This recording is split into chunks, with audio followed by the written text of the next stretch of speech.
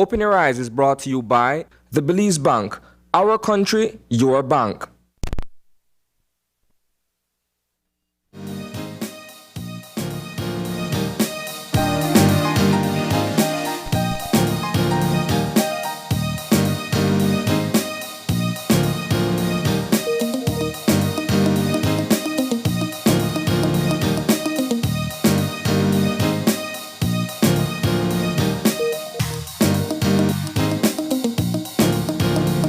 Good morning. Welcome to Open Your Eyes.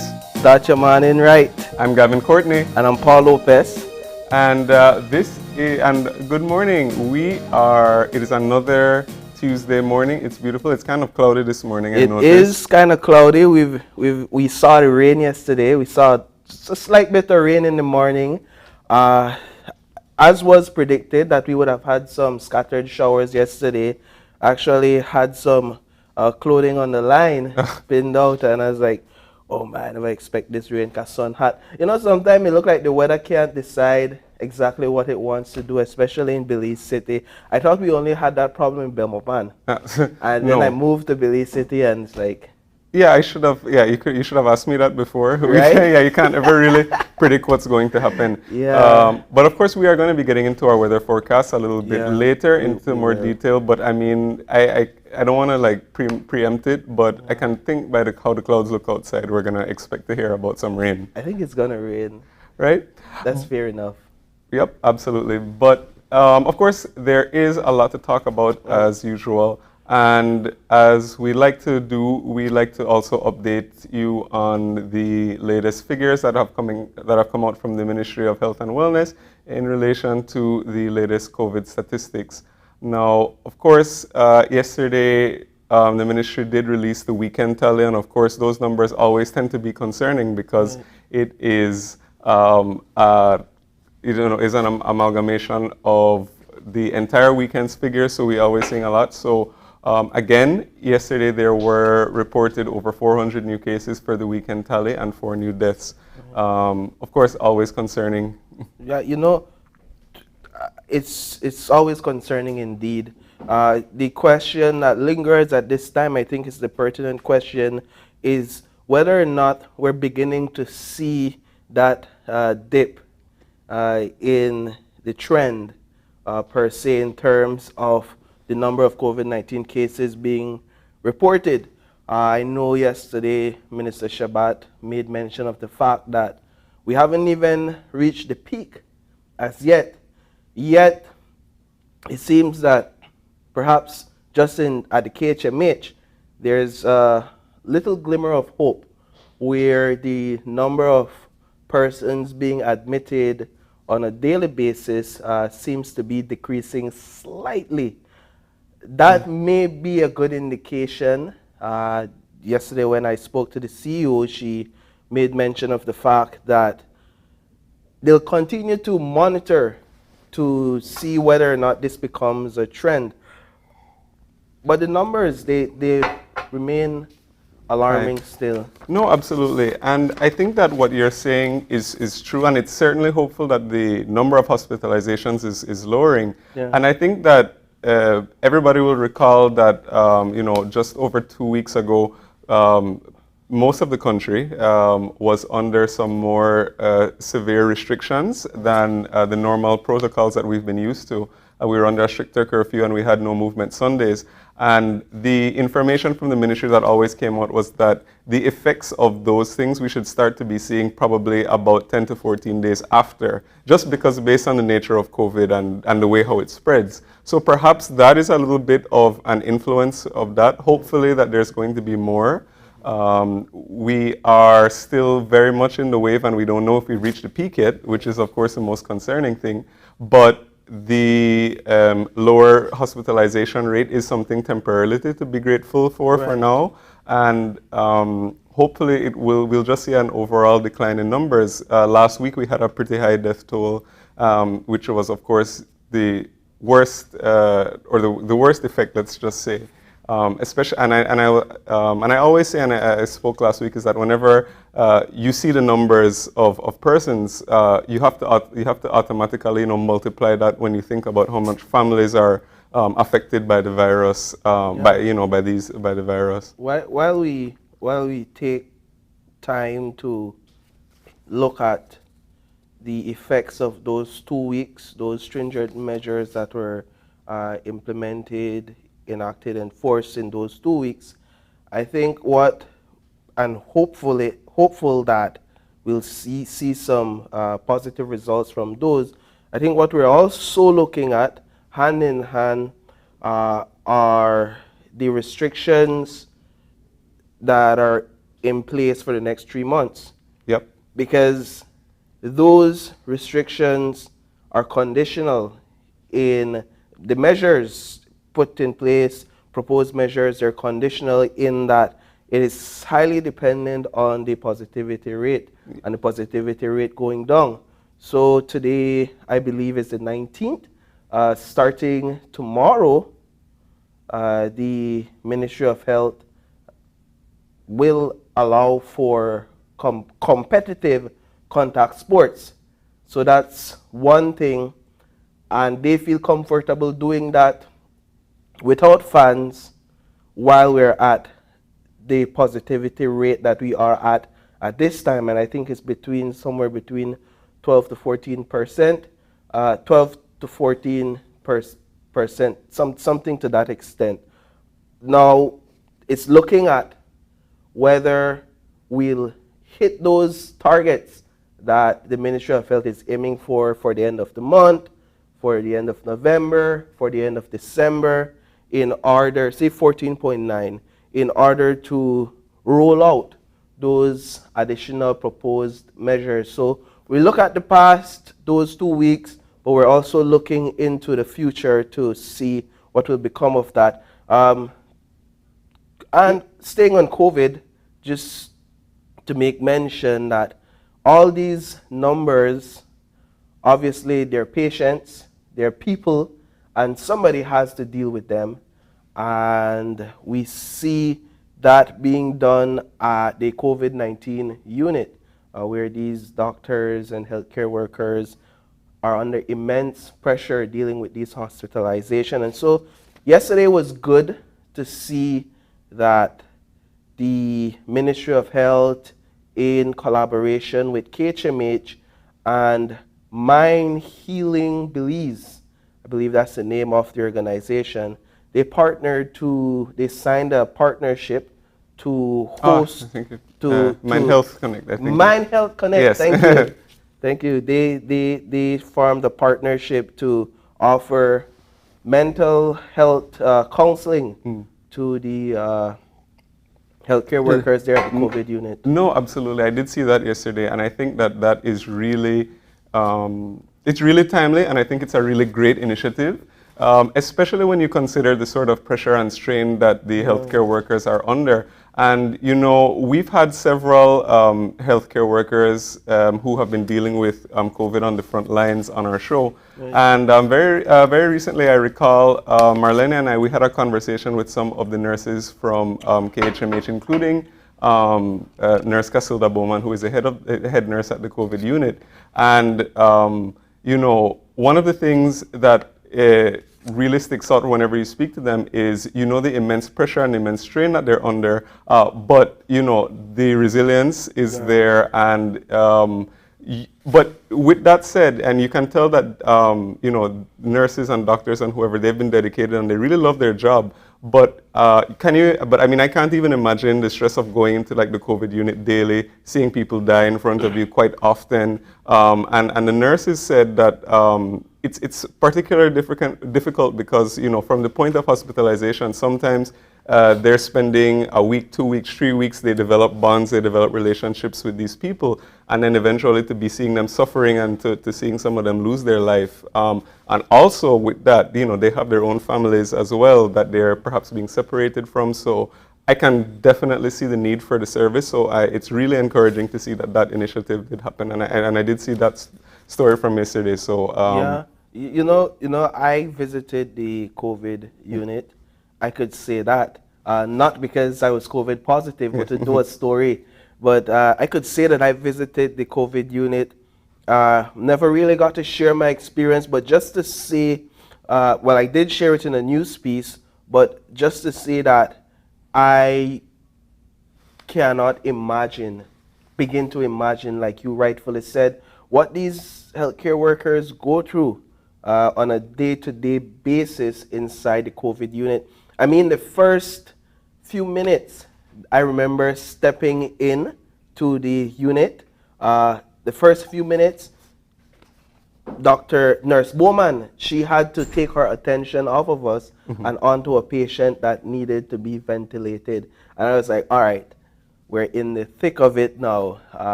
And just to see the fact that those nurses, they have to work for almost the entire day, just staying inside.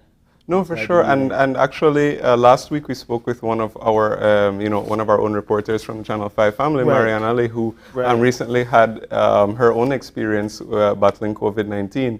We're glad to say that, of course, that she's better now, but she also described what her experience being hospitalized was. And she, similarly to you, said that more or less as soon as she was admitted and she was going in, she saw somebody who was ventilated, and she could see the sort of suffering and stuff around her. So she had to prepare herself mentally from that moment. So imagine going into that on a daily basis, for more than a year. So of course, we do want to say thank you to all of the healthcare workers again. We appreciate everything that you have been doing since the beginning of the pandemic. We can't imagine the type of sacrifice that you all have made. So thank you very much. Yes. Yep. But with that said, we do got to keep things moving, and we've got some morning motivation for you this morning. And so we've got our eye opener coming up, and that is, of course, taken from dailyom.com. And our eye opener for this morning goes like this. When we have anger that is lingering, we can give it to the earth to transmute and give a new purpose. As humans, we all have anger, sometimes more than others. A healthy way of purging our anger from our bodies is to give it to Mother Earth. We can imagine ourselves being grounded as the electrical energy passes from us into Mother Earth below. We can see that energy goes straight to the Earth's core, where it becomes part of the continuous growth process of our planet and is transformed from negative to positive, from dark to light. When we choose to give our anger to the Earth, we trust our connection with the natural world we live in and the great universe that fuels it all. Mother Earth will lovingly transform your anger into light, so no need to feel guilty about unloading to her. We may find that the Earth can help us cleanse misplaced energy to use for its rightful purpose. When we do this with gratitude, we know that we are not misusing the Earth for our own selfish purposes. Instead, we are connecting ourselves with the energy of our homeland. And when we do this, we nurture the Earth as it nourishes us. Quite interesting. Right? That's what I was thinking. Quite interesting. I don't know how is it that you find ways to channel your anger into Mother. Do you ever get angry? Oh, well, yeah, of course. I mean, we all do. We're all human. Right. I would imagine one way of doing that for me is perhaps taking a nature walk. A trail, walk through the trail. I don't know what that looks like for you. It's quite interesting to think, though. And I do know that taking nature walks, maybe taking a morning run, definitely feels like some sort of release. Well, that's kind of like what the eye opener is talking about, and it's interesting that you're saying that you deal with it by connecting with nature more or less, right? And that's what this is talking about. And I think that it can be I think just being outside and seeing the beauty, that it also is the intake of all of that helps you deal with some of your anger, but it's also, I guess, through the walking, through all the other activity, it takes your mind off of it, and it can be a sort of release as well. Yeah, so maybe it's important when we become angry to leave the building, leave the home, take a walk, take a drive, and encapsulate ourselves there. I think that a lot of the times you can deal with anger by taking yourself out of the situation, especially if it's like happening right, if you're in that moment, and a lot of times you want to de-escalate things, and you can, go outside, maybe even if you don't, or you can even go to a different room or something and just try to cool off. For me, I try to meditate sometimes. And sometimes going outside does help as well. Listen to music, Right. anything to sort of get sort of an outlet, or talk to somebody if you have that chance. Not the person who you're angry with, because sometimes Not yet. Yeah, so yeah, you talk constructively. Sometimes you're not in the right mind frame to do that, right? But yeah, but going back to the eye opener and what you said about connecting with earth and nature, it's another great way, because it can't it's something that is constant, and it's something that you can always rely on. Indeed. But we got to keep things moving, and we got our weather forecaster on the line, so we're going to hear about the weather for this morning. And we've got Francisca Wellington on the line. Good morning. Good morning. Good morning, Paul and Gavin, right? Good morning. Yep, it's yes. Paul and Gavin. All male this morning. How are you doing, Francisca? I am great. How about you guys? Doing great. Fine, thank you. Great. Now, when we just started the show, I was predicting a little bit of rain, so let's see what we've got for today. Okay, so guys, we have a moist and unstable atmosphere. And if we want to break it down, the air is full of water in a gaseous form, and it's set up so that it will enhance rainfall and thunderstorm activity. Okay? So with that in mind, we'll see cloudy spells today, and we'll see what we say a few showers and isolated thunderstorms over most area today. Currently, everything is along the coast. Dengue, Punta Gorda, and all of those are already getting rain and I believe thunderstorms. Okay, so it's just a matter of time before Belize City and further not get it, and then spread around the country for the rest of the day. Okay, and what about our winds? All right, winds were currently light and variable, but during the course of the morning, we'll see it begin to flow from the east and northeast, 5 to 15 knots, and producing slight seas. And our temperatures for today? Okay, maximum of 86 along the coast this afternoon, 88 inland, and 76 up in the Maya Mountains. Then overnight, we'll be seeing 78 Fahrenheit along the coast, 72 inland, and 66 up in the Maya Mountains. Okay, and our outlook as we head into Wednesday and the middle of the week? Okay, so for those time, we'll continue to see moist and unstable conditions, so we'll continue to see showers and thunderstorms around the country. In fact, tonight, we'll see an increase along the coast. Okay, well, so in short, my prediction was right. Yeah. I'm getting used to it. I'm getting used to it. Soon I'll be on the other end of the line. All right. All right, but thank you so much for that update, Francisca. Yeah. You're welcome. All right, and we hope you have a great day. Thanks, and same to you guys. Thank you. Appreciate it. Bye-bye. Yep. So grab your umbrella, rubber boots. It's going to be a rainy day. If you don't have a dryer at home like me, it's not a good day to do the laundry. No, absolutely not. Yes. Yep. But we've got to get moving into our show for Yes. this morning. We've got a lot of interesting conversations lined up. Right. For our first conversation of the morning, we're going to be joined by the leader of the United Democratic Party, the Honorable Patrick Farber, and he's going to be sharing about some of how the party is rebuilding, and also commenting on some important issues facing the country today. And that's going to be our first conversation. And in our second conversation, we have UNICEF as they prepare to celebrate their 75th anniversary, while they will also introduce their young team. And so we're looking forward to hearing from UNICEF in the second segment. And our third and final conversation for this morning, we're going to be hearing all about some interesting crafts, and we're going to be going to learning all about Perigan's Handcrafted pottery. They make some indoor and outdoor pottery centerpieces and a lot of different stuff, and we're going to learn all about that in the third and final conversation. And then we are going to be closing things with trending talks, and I'm going to be telling you a little bit about what has been going on social media over the past week. And that's our show for this morning. Yeah, well, so I think it's that time of the morning where we take a break.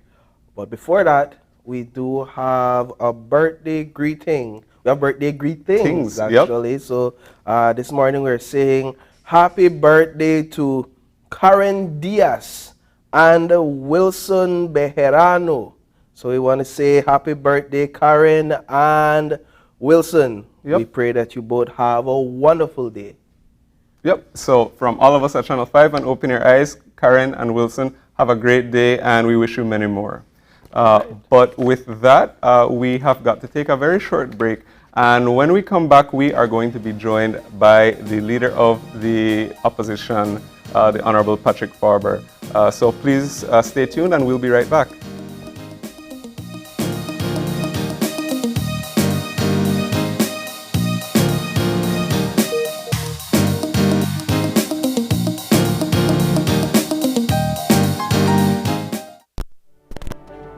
We have been a partner with Smart for over 10 plus years. We have a full Smart plan we use as our major driver for our business. We have a service that rolls over in that if you call one and it is busy, it rolls over to the next line. So once you call us, you can get us at any time. Before we got this Smart service, we were paying upwards of nearly $2,000 in phone bills. Since we've had our Smart service, we pay an average about $600. So we've had tremendous saving, more than 50%. For the businesses, if you want to save money, switch to Smart because it is far more cost effective and the service is excellent. Smart continues to be innovative in bringing new technology and meaningful savings during these challenging times to businesses across Belize. Sign up for our VoIP technology or broadband packages and save more. Good morning, sweetie. It's time for school. Are you a teacher or public sector employee who is thinking of owning your new home? Get the keys to your new home with Belize Bank's all-inclusive mortgage, the best financing option in Belize for your new home purchase or construction. Inclusive of all mortgage-related fees, no down payment, affordable terms, amazingly low interest rates. Visit our nearest branch to speak to one of our financial advisors to discuss how you can be one step closer to owning your new home. Some conditions apply.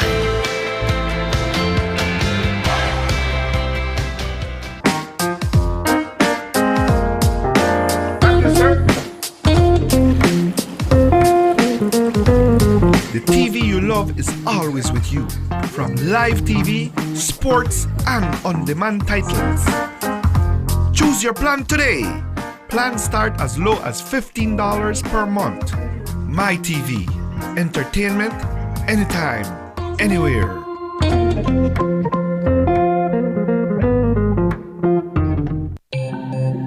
Great Belize Productions Channel 5, proud winner of 5 Caribbean Media Awards for 2019 and 2020. Best Television News Item, Best Responsible Coverage of Children's Issues, Best Health Education Journalism, Best Television Commercial Spot, and the People's Choice Award, with special mention by the jury in the Best Television News Item category. And we'll be back in a few, so stay tuned. Thanks, Jen. Hey there, we know you have to head out to work shortly, but don't forget that you can stay tuned by watching us on our Facebook live stream.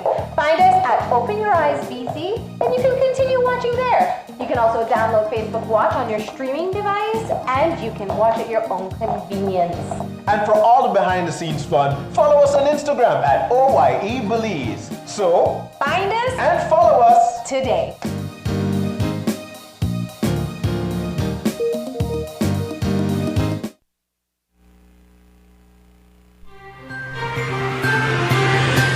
Today's COVID update is brought to you by Fulltech Systems, your technology center, where you'll come for the price but stay for the service.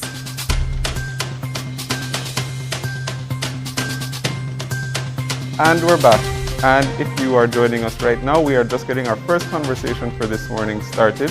And as we mentioned before the break, we are now joined by the Honorable Patrick Farber, leader of the opposition and leader of the United Democratic Party. Good morning. Good morning to you, Gavin. Good morning, Paul. And good morning to all your television viewers of Open Your Eyes. A pleasure to be on the set this morning. It's a pleasure to have you. And The last time you came on our show, I wasn't able, I think, to introduce you as the leader of the opposition, and but you've since regained that post. And so let's just ask well, before we talk about the party, let's talk about what that means for you personally to be back in the chair, so to speak. Well, it is certainly convenient to have the leadership of the party and the leadership of the parliament in opposition under the same roof, so to speak. And that, as many would have observed, was proving to be a problem within our party. So for me, that unification of posts has certainly helped in terms of the management of the party. This is a position that, of course, I've put on the record is not one that I had hoped for. When you lead a mass party and you contest elections, it is to win. And so it was a position initially in November of last year that I was afforded, but because we didn't win the elections, obviously, but it is one that I took on very seriously. And now that I'm back in the saddle, it means the same for me, that I will, of course, do my best as a parliamentarian, serving the United Democratic Party, but in the leadership capacity. I was there the day when you were reinstalled as leader of the opposition. What did that day feel like for you? You must have had some sense of personal accomplishment. I know that this decision was about the party, but for you, it's been a long, hard-fought public battle. Yes. Must have had some sense of personal accomplishment to say, hey, I said I would do this when I won that recall convention, and now look, here I am. Well, obviously, but what was more important for me is that I got the chance once again to make that first attempt. As you know, becoming leader of the opposition again also meant a wider unification of the party that was to follow very shortly after that. And so for me, that was the bigger accomplishment. It is one that was very necessary for our party and for our nation. And of course, it feels good to preside over that, especially as you point out, Paul. My personal struggles were there, and it signaled that we were, or that I was getting back on track to something which I've held no secret from anybody, that I aspire to lead the party and to lead it to success, and of course to lead the country one day. And, you know, speaking of that, you know, I think the obvious, or the question that isn't going to be in everybody's mind is talking about, you know, healing that rift that was in the party. And of course, you know, there was a public battle, as Paul said, and at times it got ugly. Personal issues got thrown out in the mix as well. Yes. So how does the party move on then from, you know, from that sort of, let's say, very sort of antagonistic sort of relationships? Well, it is the nature of the game, you know, gentlemen. We have seen where, you know, these fights get very nasty, and some will say, unfortunately, but if you look at it in a very optimistic way, you will see that it is through these very battles, if you want to call them that, in our party, that the democracy prevails, and it makes our party very strong in terms of the democracy.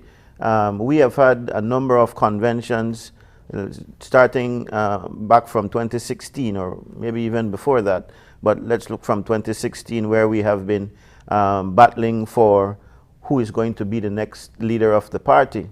And so a lot has been said and done in the course of that. Of course, I have been able to take on the leadership now, and so it is a matter of us putting aside personal differences. In fact, in some respects, it's not even difference in terms of policies and principles that we hold. Quite often, it is a matter of ambitions. I would say to you that the number one difference, if you term it like that, between John Saldivar and I, for instance, from way back has been that we both had ambitions to lead the UDP, and so there can only be one man left standing when you go into these battles. And the important thing is to be able to pull it together and to unite. I think that all in our party will agree that it is better for us to be united for the cause than separated. And that realization comes after a while, especially when it is we are in opposition. There is a party in government that clearly is messing up royally. We have never seen a political party gaining the government and becoming so unpopular and so targeted in such a short time. So that signals for us that it is absolutely necessary for us to bring things together, and that is what we decided to do. Going back a bit on come Friday, I think it'll be the first House meeting. Monday. Yeah. It'll be the first House meeting with you back at the helm as leader of the opposition. I'm sure you're expecting those cheeky comments from the other side of the house, as you guys have been experiencing. Sure. Who's the leader here? That's not my question, though. What will the seating look like come I that am day? to write to the clerk at some point this week to make that known, and I'm still contemplating that. But more or less, it will go back to where it was. You know, there is a hierarchy or a setup, if you will, of how we have traditionally done it, and I will return to that. Will Sister B be there? I don't know. She attempts to make every meeting is what I believe. She, of course, you know, Sister B has a different view of things, but she, if you would call her and talk to her, she would tell you she will do her best to be there. And going back to the personal relationships that you were Sure. talking about, that sort of, you know, that are required to work in order for a party to work. How would you describe then, you know, how would you describe your relationship with John Saldivar and, you know, former leader Shine Barrow? Because, you know, when you talk about competing ambitions, it seems that, you know, the three names are sort of always in the mix. So what's your relationship like today, and how do you work together? Well, I have a very cordial relationship with both of my colleagues. We always maintained, and you've heard me say this multiple times, when it comes to John Saldivar, we both have dedicated more than 25 years of our lives to building this party. And over that time, we had a very strong bond of friendship. So while the divide was very great in terms of where our ambitions landed us, the friendship was not hard to rekindle, and in fact, we enjoy a very cordial friendship at this time.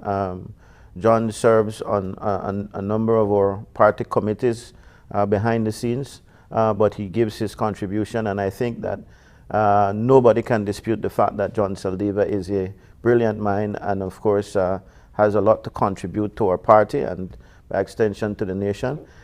So he is very much involved in the workings of the party. And as it relates to my relationship with Shine, we continue to work cordially as well. We are working on several initiatives together.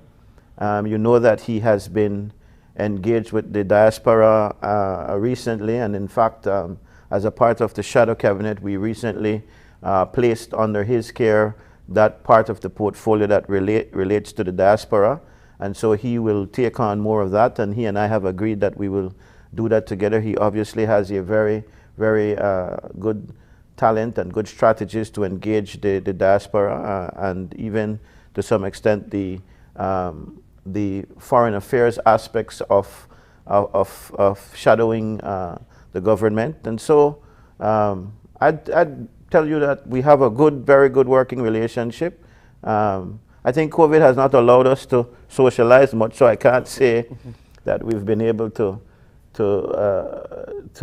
determine a friendship beyond our working relationship, but I'm convinced that we have the kind of unity now, and of course that can only improve, that will see the party become even stronger. Do you think that extends then, or that sort of goodwill extends now to the rest of the party at large? Because during the battle, if you will, that was the criticism that was heaped on you by both John Saldivar and Shine Barrow, that you couldn't command the support of the party, and that therefore you were not the best man for the job. But do you think that that has changed? Well, you will understand that when we have these types of situations, that people generally follow one faction or the other, and follow one leader or the other. And so when it is that the leaders unite, that was a very important move for the party. That, to me, was pretty much done away with. So I enjoy a cordial relationship, but more important, support from, I'd say, 95% of the party. There are some who have decided not to continue in politics, and that's why I wouldn't give the other 95%. And while the criticism may be, well, these persons have come on board because you have mended fences with, let's say, a Saldivar, or I don't even think that Shine was involved in that way with a following of colleagues. It was just the situation that saw him propelled to the leader of the opposition. So while that criticism might be there, I have also been working on personal relationships with these colleagues, which was there before. It's just a matter of rekindling and making stronger. So I'm confident that we are on that path, and that we will emerge, as I had promised, stronger than ever. And that's important for the country. It's important for our party to remain alive and kicking, yes, but it is even more important for us to have a strong opposition, to make sure that the people of this country have good champions, not only in the House of Representatives, but in the wider Belizean population. And that is exactly what we're going to achieve, and we have been achieving. Do you anticipate having this type of support during the next National Party convention? I do, but you know, every day is an eternity in politics, and nobody, the way our party is structured, we do not deter anybody who wants to run. And so you may well have a contender, but I'm not worried about that kind of thing. No. First of all, I'm tried and tested in terms of conventions. But it is also that I believe that if you are working, if you are doing what is required of you, if we put things together in a way that is a level playing field, which is one of the things that I'm certainly engaged in doing now, and I have the support of the party in doing. It is only COVID that prevents us, for example, from having our conventions at the constituency levels to ensure that we have our caretakers officially put in place, and we have functioning committees, because while we have committees in names now, and I am right now as we speak engaging with these committees. We have our first zone meeting, which is with the North tonight by Zoom. But the intention is to strengthen the mechanism of the party on the ground in each constituency, so that whenever these decisions have to be made, we know that the right people are involved. And I'm convinced that if that is the case, and you do your work, that when it comes to those leadership conventions again, things will go smoothly for me and for the party. Your relationship with John Saldivar, I just want to touch on that a bit, because some mean words were thrown on both sides, and the impression was given by you, at least as I would have understood it at the time, that he wouldn't have stood a chance in becoming, in sitting in an influential position under your leadership. And on the other hand, he was practically against your leadership in public. One questions, what is the motive behind such a reunion? What is the motive? I know things were even shown around that on the table deals may have been cut to get such a relationship reunited? Well, that I think that horse has been flogged to death. We made that very clear at the time of our press conference shortly after the unification efforts of the party. There was no deal cut. We simply wanted to see a united party, and we were not pleased with the way that things were going for the party. And we decided that we were going to move forward. And you are correct, there were things that have been said in the heat of things. That does not mean that we can't get along. That does not mean... The best description that I've found, and I keep using it because to me it exemplifies perfectly what happens within our party. It's a family. Just like a family. You have your siblings, you have your parents, you don't always get along. You say mean things about your siblings every now and again. In fact, you go to fist fights, you go to blows, and then at the end of the day, when somebody tries to touch your family, any member of your family, you are there to defend, and you're there to hug up and to unify your forces in order to fight whatever external threat is there. And that is what the UDP is. And so, while this is why we've always said it's not a matter for the general public, it's not a matter for the PUP, it's not a matter for anybody else. These internal struggles are our internal struggles.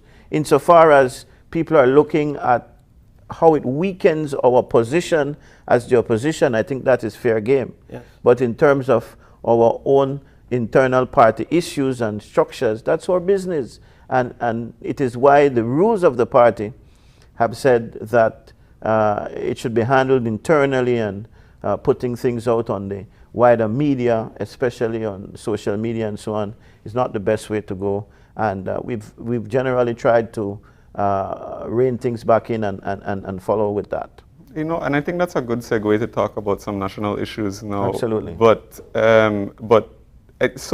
speaking of that, you know, what do you think is sort of the perception then of the UDP now, as it stands, you know, in terms of it being a strong or viable opposition, based on all of the public infighting that was happening over, you know, a few months ago? Well, there can be no getting away from the fact that there is a damaged reputation. I think that started with the loss of the election, the inability to win or even hold on to more seats in terms of the municipal elections. But this is, as we've seen with both political mass parties in this country, a cycle.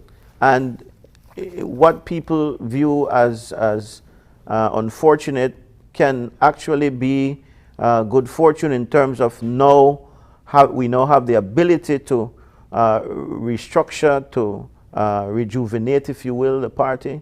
That is something that I am excited about, and the excitement once again in terms of the wider party is building. And while we're not quite there yet, it is a work in progress to regain the confidence of the Belizean people. One thing we are certain we want to make people confident of is that we're not dead, and that in fact we are there fighting for the Belizean people, and that we will continue that fight, and we will do so while we build our party to make sure that people can once again have the confidence in us as a party to put us back in government. And I don't see that as, it's difficult work, it is tedious work, it is time consuming, but I don't see it taking us as long as either of our parties have taken in history. The UDP between the 98 and 2008 period was a 10-year period, and the PUP took 13 years.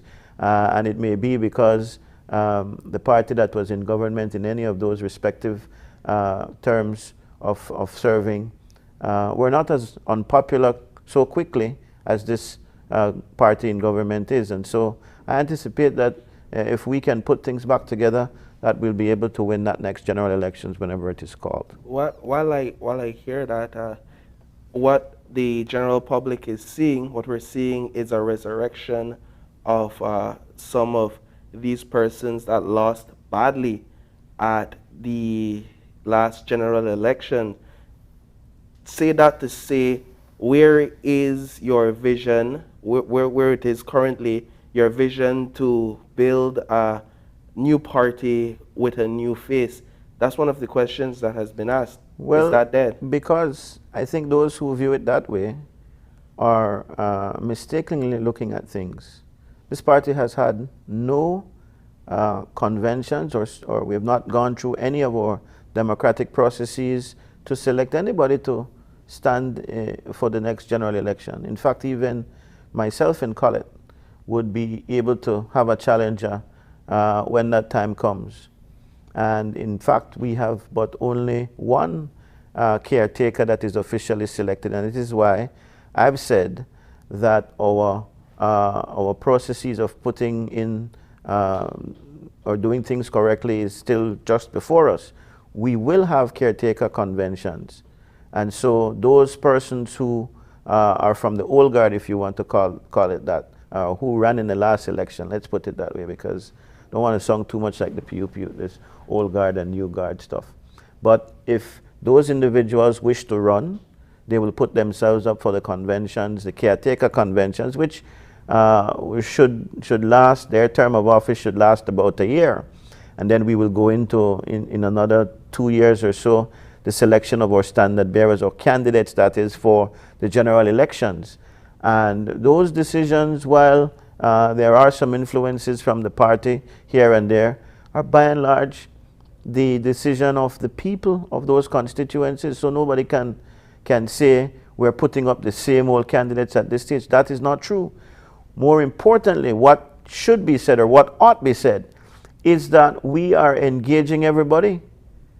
And if those who criticize me want to say, you know what, Faber, you're now saying, you had initially said you don't need those people, and truth be told, I never really said that. But I am willing to concede that the new approach is to embrace many of those who are still interested in working for the party, because there is still value in that, and we keep things together as much as we can, and then we make it very clear, as we're doing now, that we're charting a new path forward. Even those who were a part of the last general election will concede to you today that we must do something differently. There was a reason why we didn't win, and we didn't win so overwhelmingly. So we have to do something different. And we are now setting our mechanisms in place to properly define where it is we want to go, what is it the Belizean people want to see us do, and more importantly, what is it that we need to do that is best for Belize. Because to be honest with you, being in leadership is sometimes a very tough thing. It's not as simple as doing what the people want. Sometimes what the people want you to do is not what is best for the country. And so there has to be the right balance. You want to stay focused. And I suppose those who are in leadership now, the Prime Minister, I see him agonizing sometimes between doing what is good for his party and what is good for the country. You know, it's a very difficult dance. But in a time like the time that we're experiencing now, what certainly has to prevail is what is good for the country. And so the UDP in opposition, like I said, there's some positives in being in opposition, has all that is needed. It's a perfect combination of situations in order for us to now define for us what is good for the country, and then have that line up with what we want to see in the party. And speaking of, what's good for the country, and you keep referring to the unpopularity of the present government, and going into, let's say, some of the reasons why you say that would be a good way to talk about perhaps national issues. And let's say, Mondays there's a House meeting coming up. Priority areas which you will be addressing, or what you consider to be areas in which the current government is lacking. What would you say is probably the number one problem that they're facing right now? Well, I'll give you two, better than one. Crime and, of course, the COVID situation. I listened last night as the Minister of Health say that we have not yet peaked in terms of the severity of the COVID situation, and that to me is very alarming, that we have not yet peaked and we are not, in my view, doing all that we can do. And you know that the party recently held a press briefing where we shared our position. We shared a 10-point position on what we think the government can do. And I know that you saw, Paul, new faces on that press conference, including what seems to be of big importance to people, my fiancé. We saw Dr. Gonzalez, Dr. George Goff, who are not necessarily new faces to the party, but in terms of the leadership of that segment, we see them stepping up, and this is really what we want to do in the party. But the fight against COVID is failing on many fronts, and I'm not only blaming the government. The wider population has got to do a better job at getting back to some of those basics, making sure that we're following the protocols as they are set out by the government. But I will say that I have seen where the government, since our press conference at least, has made some attempt to put in place some of the things we've suggested. Key to those suggestions was testing and making sure that testing is free. We saw that 2 stations, at least for free testing, were opened. We have received as representatives an outreach from the Ministry of Health to say, can you put together the people in your constituency and encourage them with your machinery to get the vaccination, and the government will come in and do what is necessary. Something we've long suggested. Why is it that we're not setting up shop in Collet and in Albert and in Mesopotamia and everywhere else? If the people won't come to you, then you go to them. And I've seen where they've frowned on my suggestion or party's suggestion about incentives for vaccination.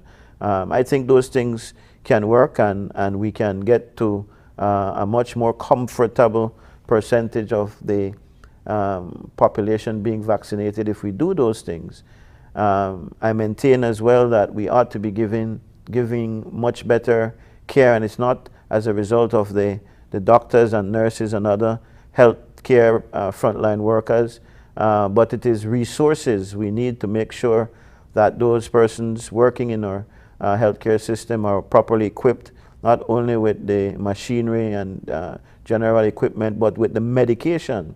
There are medications that are not available at our hospital if the person doesn't go out and buy it at our hospitals, and they need to be able to access that in an afford. If the people can't afford it, the government should make sure that they provide it. This is, I mean, what do you value a life, you know?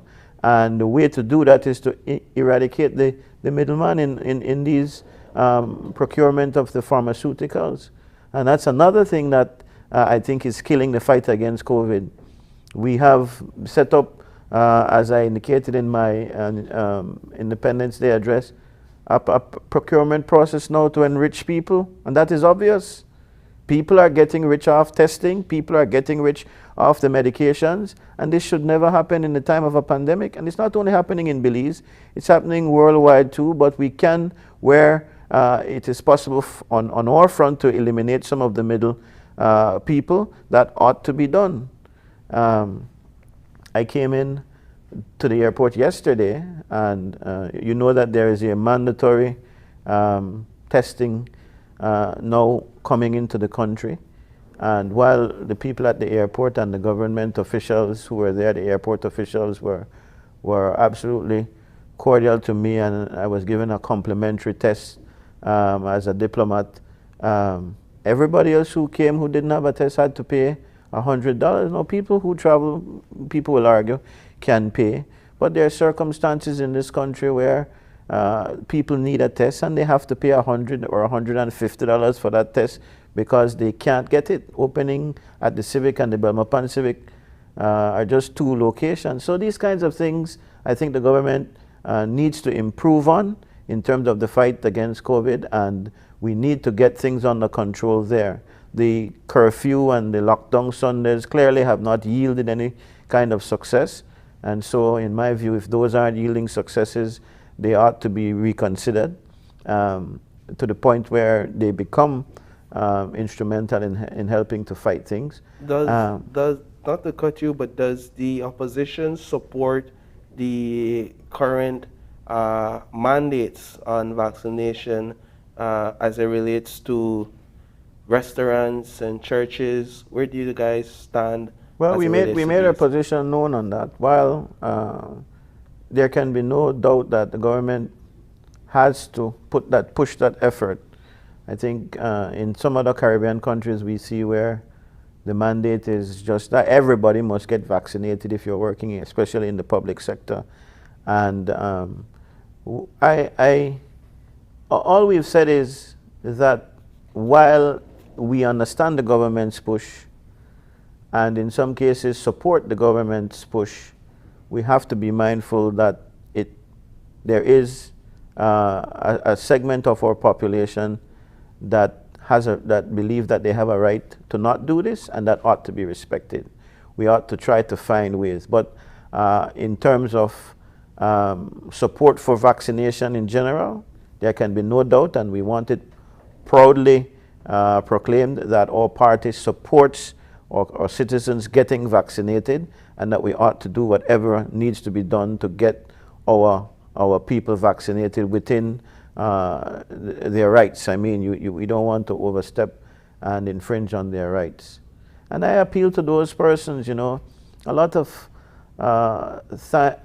times what happens in our country is that we tag along to things because it looks attractive from the television.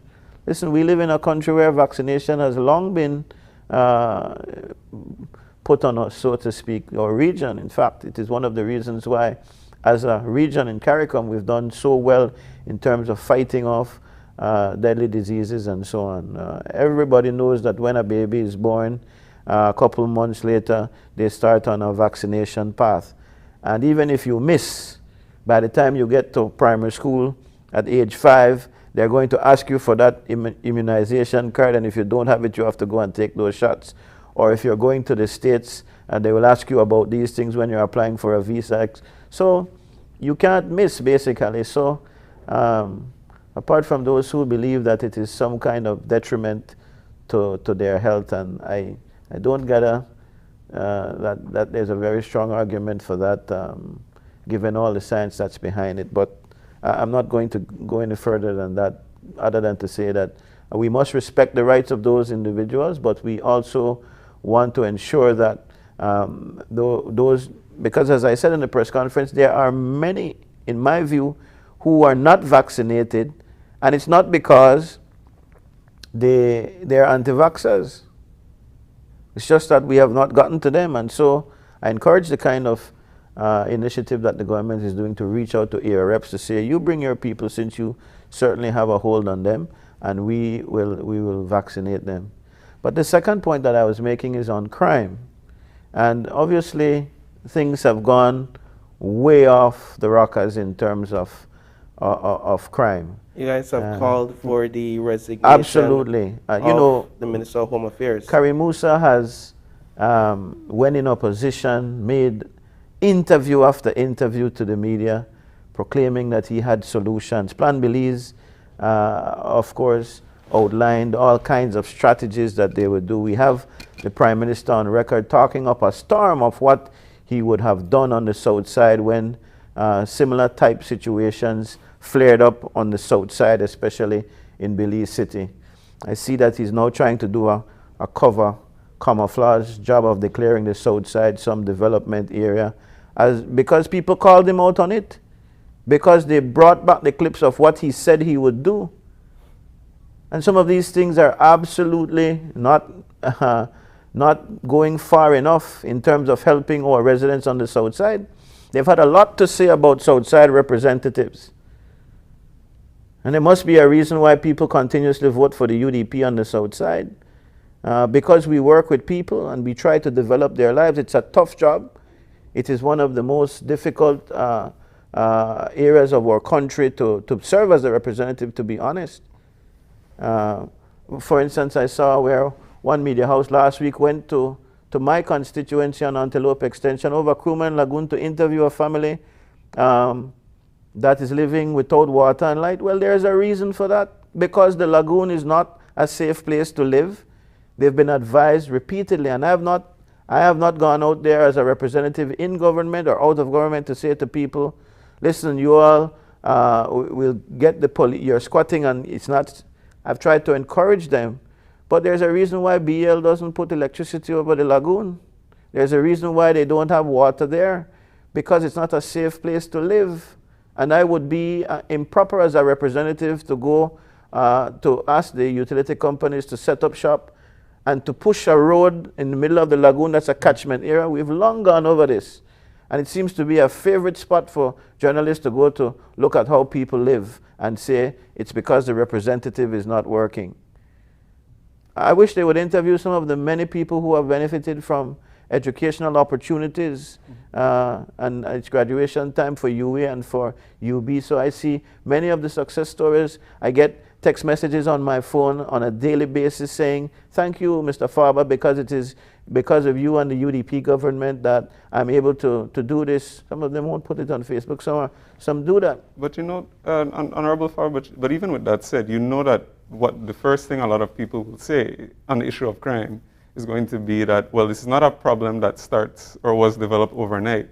And people will say, well, the UDP government had 13 years, the problem didn't get better. How is it that you can make criticism now when it has been less? That's the first thing people will say. And I think that even one of your former parliamentary colleagues, a former member for Pickstock, and I'm paraphrasing, had used words last year to the effect that there was almost like a failure to the generation of young people who are committing these crimes, because statistically you look at it, an overwhelming amount of young people involved would have been growing up during the years in which the former UDP government was in power. So how do you address that criticism when people say, well, it was your problem to solve first? So how can you criticize now? Well, firstly, when people come with, oh, well, it was not any better under you when you were in government, the truth is that is why we had a change in government. When Musa was on the TV as a member of the opposition, he had all the answers. When Johnny Briceño was on the television criticizing the Barrow administration for how it was handling the crime situation on the south side, they had all the answers. So uneasy lies the head that wears the crown. They ought to now put in place those measures. And it is a lesson for the Belizean people not to have your aspiring leaders or your leaders promise you pie in the sky things. The UDP in government was making its best attempt, and I will give it to you that there might have been more that could have been done. I think we often err in terms of how we handle some of these very important situations like crime, like maybe putting efforts in to fix things that really don't work, like giving the police more equipment and believing that policing the crime situation will help it to subside, when in fact that is just a temporary fix. The term root cause of crime is now very cliche, but it is real. What needs to happen is that we need to address the situation of our young men in particular. We need to address the situation of our families and our homes. We have situations on the south side of Belize City where there is a matchbox house, and we have 10 people living in there. There are situations in this country where people sleep some by day and some by night in order to be accommodated in a house. We have houses where children and adults coexist, which causes a lot of sexual situations that are not convenient or are not ideal. So these things are very real, and if people don't know where they're going to get their next meal from, and then you throw on top of that a pandemic and a government that is not responding, because make no mistake, the flaring up of crime is directly related to the living situations of those, especially on the south side, And the people on the south side, or young males in particular, may be a bit more aggressive in terms of how they handle their frustration. But it is a problem.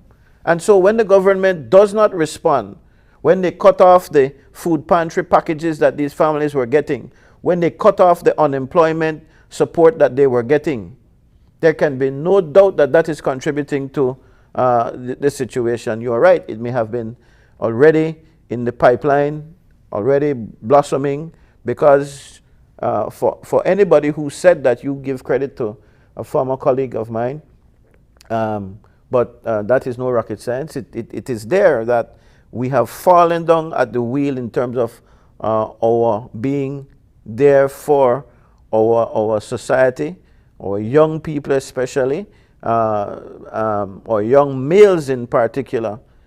And we have to find ways to make it attractive. And it is a difficult competition. It is a competition. While I was Minister of Youth, for instance, and Minister of Education, we offered opportunities. I watch with amazement as the new government tries to do some of the same things, like offer free education to the government schools on the south side. That has been in place. We have tried desperately to get our young males in school. We've offered them, but when there is a life that is more attractive, something that brings immediate, school is a promise. Get an education, and then yes, down the road you will get a good job, and that is fastly fading when things don't pan out for so many of our people who get an education. But imagine when I'm telling a young 13, 14-year-old boy, go to school and get a life, when in fact he can get out there in something that is much more attractive and bring immediate results. So the competition cannot be fair. We cannot just treat with these things in a way that is superficial. We have to get down and understand what goes on in these families, and that is what certainly I have tried to do as a representative on the south side. And that's not an easy fix. And it is not something that happens overnight. It has to be a consorted cooperation in terms of our efforts. And with all that said, I think people will also be asking, you've been, you're now in opposition, you've been, your party has had a long term. You yourself have extensive political experience at this point. Now, as leader of opposition, what is it that you're going to do differently based on that, all that you have learned, based on the mistakes of the past government and perhaps the present government, and also what you've learned personally through your own personal Well, I wouldn't call them mistakes. I would call it experience, and sometimes the fixes that administrations feel will work don't work.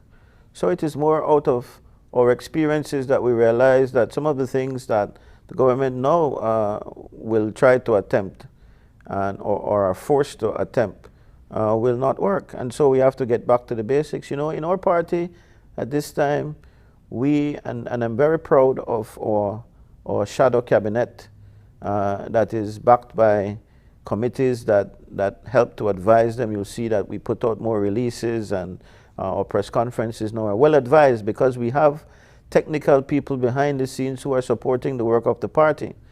And so we have engaged them in trying to ensure that we are preparing, and we share from time to time our ideas and what we've come up with in terms of these press releases and press conferences, and the Belizean population can look forward to more of that happening as we strengthen the workings of the party, but also the workings of our stance as opposition.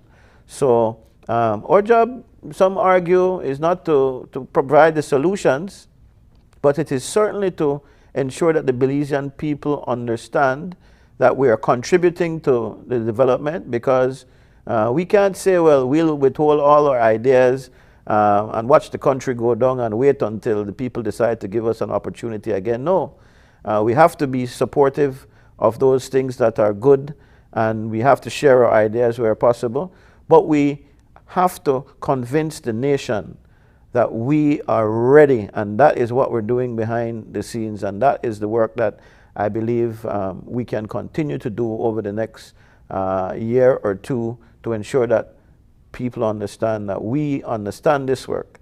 And it may be through starting and having bad experiences or experiencing what works and doesn't work, but certainly we would be fit and up to the challenge. I know we've run out of time here. So quickly. So quickly. I mean, the conversation could go on. There's so much we could talk about. But in wrapping up, I do want to ask you personally about therapy, how that has been going for you. I know it's something that you engaged in after a messy public situation. How has that been going for you? Actually, I had a session as recent as Saturday, as I've said to people that my therapist is living in the United States, but we have sessions face-to-face. She has come to Belize. I have gone over to California where I visit with my sons. I visit with them. I try to visit with them regularly. So over the course of the last week, I was visiting with them, and I had an opportunity for a face-to-face session with my therapist. And we meet now once or twice a month. It is less frequent now. But in fact, in that session, we had an opportunity to go over the time from when I started to now. And it really has been very, very, it's been eye-opening, first of all, because you get a chance to reflect on what you as an individual go through, and you get a chance to be reflective, and that is very, very valuable for anybody. You can't just go forward and not pay attention to what you're doing. And I've been able to look at situations that I would have handled completely differently before, and say, this is what has happened and this is the outcome because I have been able to use some of those strategies that I've gained. And you know, the good thing about therapy is that the strategies that you come up with are not necessarily those that the person providing support for you gives you.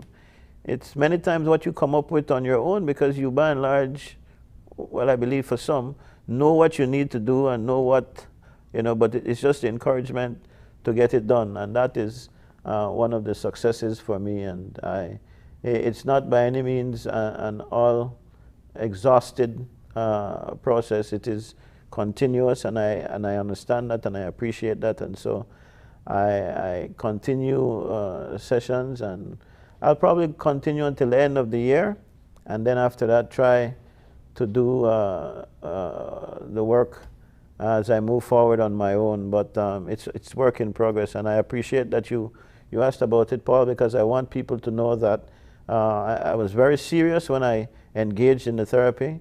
It is not anything that I'm ashamed about. In fact, I encourage those, leadership can be very burdensome, and where you can get that support, it's not a weakness, it can help you to be stronger, and so I encourage that.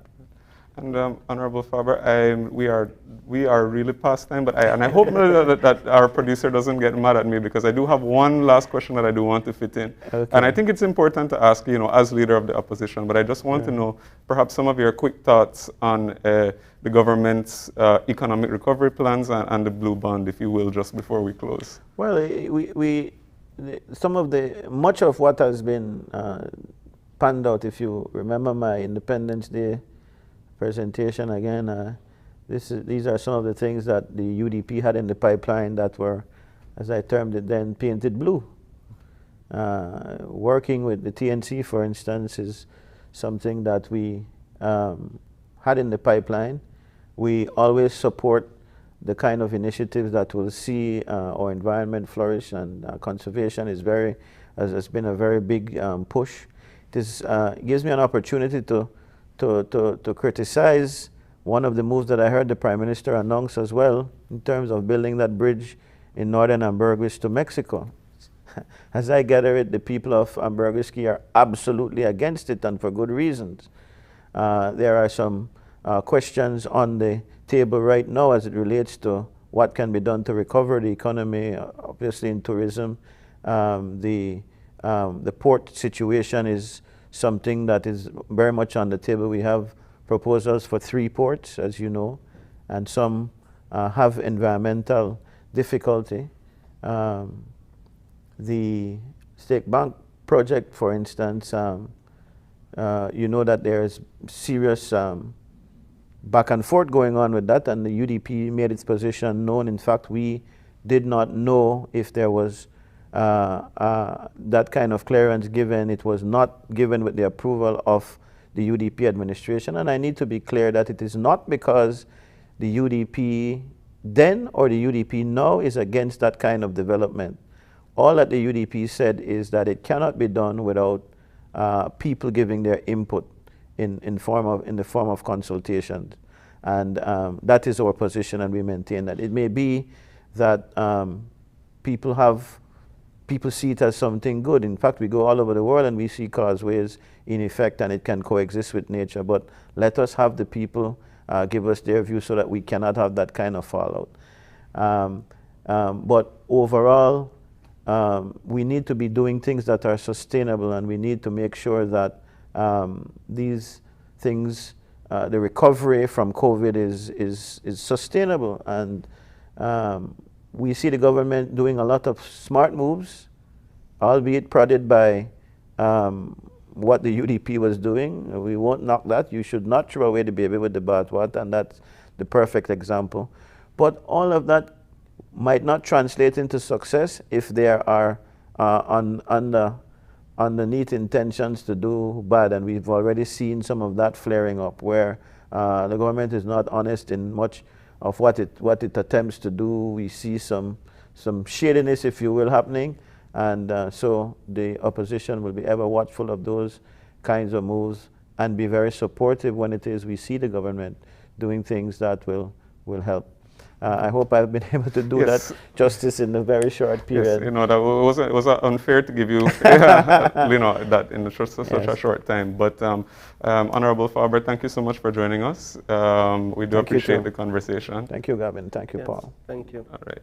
And with that, we are going to be taking a short break. And when we come back, we are going to be joined by UNICEF. So please don't move, and we'll be right back.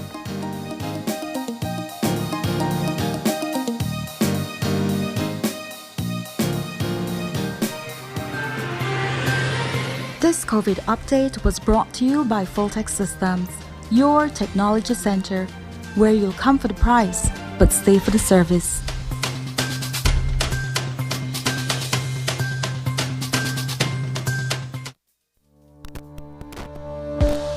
Working off-site doesn't mean you have to be off your game. Studies have shown that simply adding a keyboard and mouse to your laptop increases productivity by 26%. Add a monitor, and you'll be 35% more productive. At Fulltech Systems, we have what you need to enhance your remote work or e-learning experience. With devices such as headsets, video conferencing monitors, webcams, keyboards, mice, docking stations, all with the brands you trust. Keep connected with collaboration tools like Microsoft 365 Suite and Kaspersky, and perform efficiently no matter where you are. Fulltech Systems, your technology center, where you'll come for the price, but stay for the service.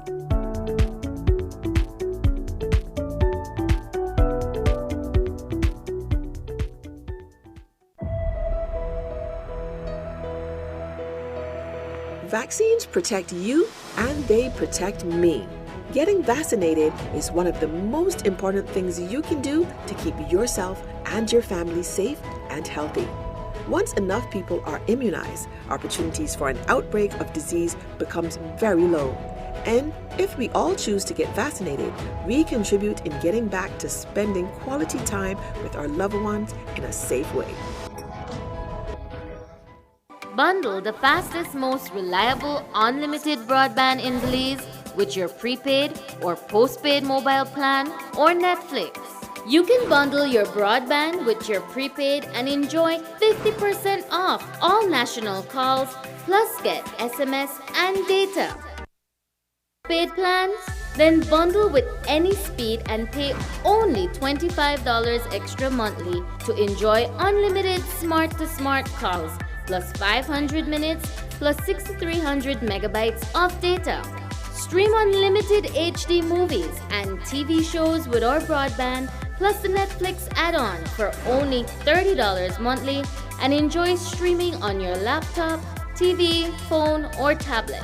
Visit a smart showroom near you to sign up or upgrade to the bundle that's right for you.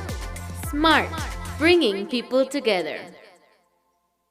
Whether you're at home, on the road, at work, or at school, if you see news happening or suspect that something might be up, call or text the Channel 5 News Belize tip line at 672-5555. You don't have to give us your name, just give us the tip.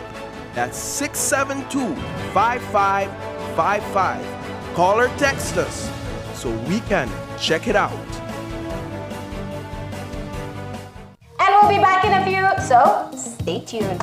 Thanks, Jen.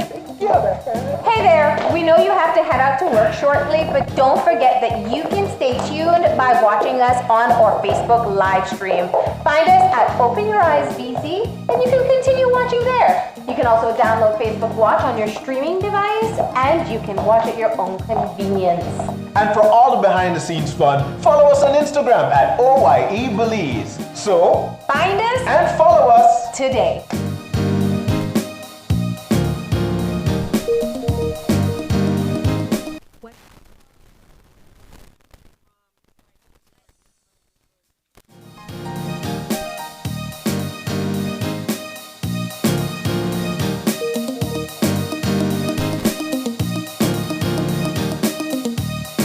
And we're back. And if you're joining us now, we're just getting our second conversation for this morning started. And as we mentioned earlier, we are going to be talking all about UNICEF and their 75th anniversary. And joining us, we have via Zoom, Paulette Wade, who is the Monitoring and Evaluation Specialist from UNICEF Belize, Stephanie Daniels, a Communication Specialist from UNICEF Belize, and Tina Balani, who is Operations Officer with UNICEF Belize. Good morning, ladies. Good morning. Good morning.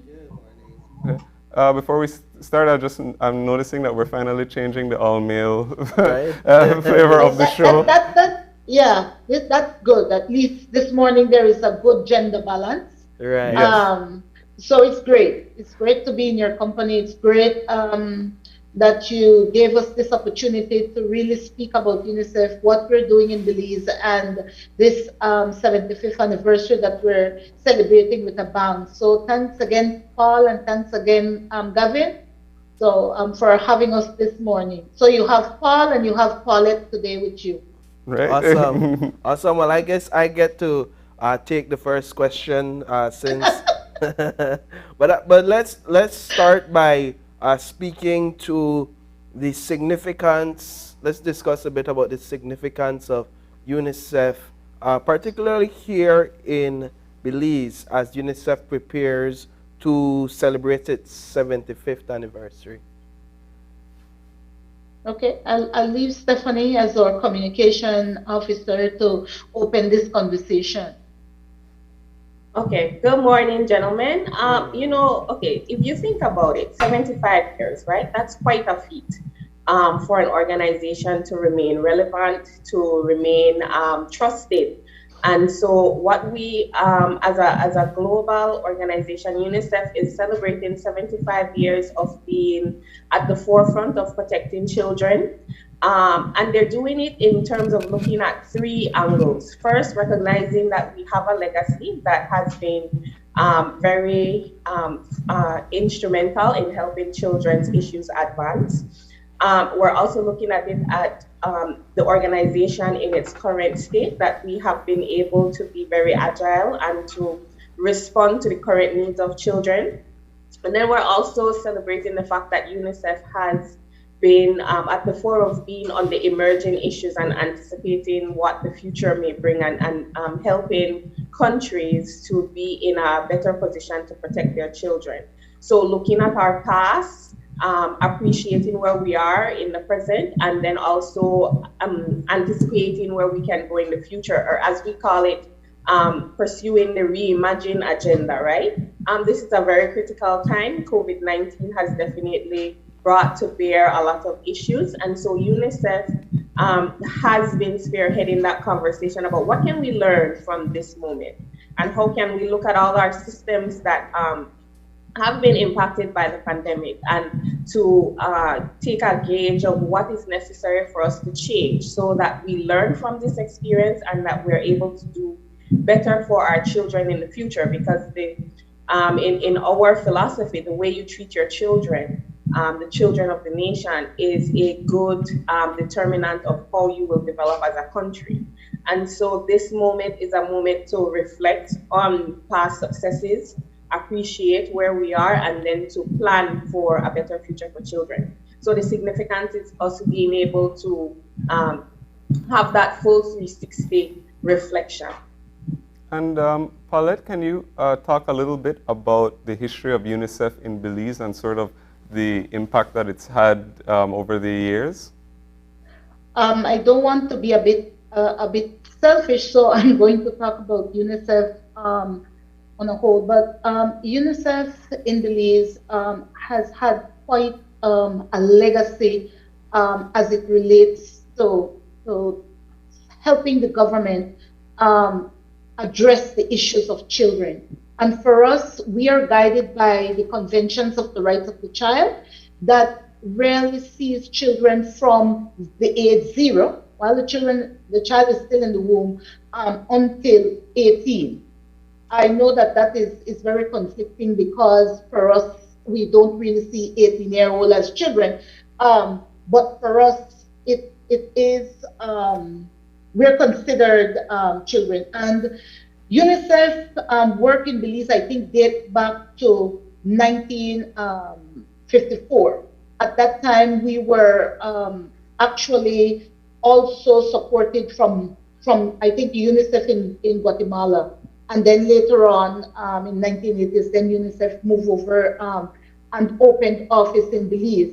But one of the main things we have looked at is how do we support children in being the best that they can be, ensuring that they survive, ensuring that they develop, and ensuring that they prosper.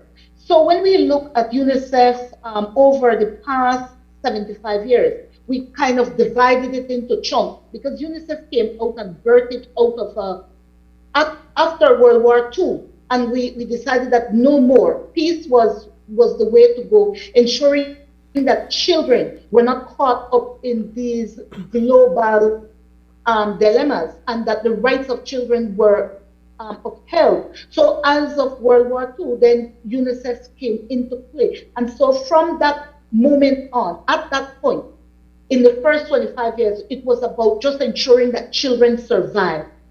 The second 25 years actually look at how, now that we have children surviving, how do we support them in developing to their full potential? This last 25 years look at equity. We know that we always speak about the inequities that children face, the most vulnerable, those who are left invisible because they don't have a birth registration, children who are disabled who do not have access to service, children who live in poverty. So how do we close that equity divide? And that's what this last 25 years was about. Now with COVID, there has been so many changes in terms of the developmental context and the mechanisms that we need in order to reach and ensure that children survive, develop, and close that equity gap, that this next 25 years is asking us to be ambitious, to be innovative, to rethink, to reimagine the development for children, and how can we use all the lessons learned, all the technology that we have, the community engagement, the voices of children together to bring a new direction to ensuring that the children actually reach their full potential. Because we believe that at 18, if all those transitional points in children's lives are actually addressed along their life trajectory, then they will be better able to be productive citizens and to ensure that not only themselves, but their families, their community, and eventually at large, Belize at large, then reach the state in which we would like to see our citizens reach. So I hope I've been able to capture and answer your question in quite a bit of a nutshell. And if I seem passionate about what I'm saying, it's because I do adhere to the values of UNICEF, and I have been working with children from the onset. I've been a teacher for over 20 years, and I've then joined the family of UNICEF with that same passion to ensure that children meet their full potential. So it's very dear to me, and I'm so excited about this moment. And so you might hear that excitement in my voice. I definitely hear that excitement, and that's actually where I wanted to take the next question. Speak a bit about the passion behind those working under the UNICEF umbrella in Belize to accomplish the type of works that you guys have accomplished here.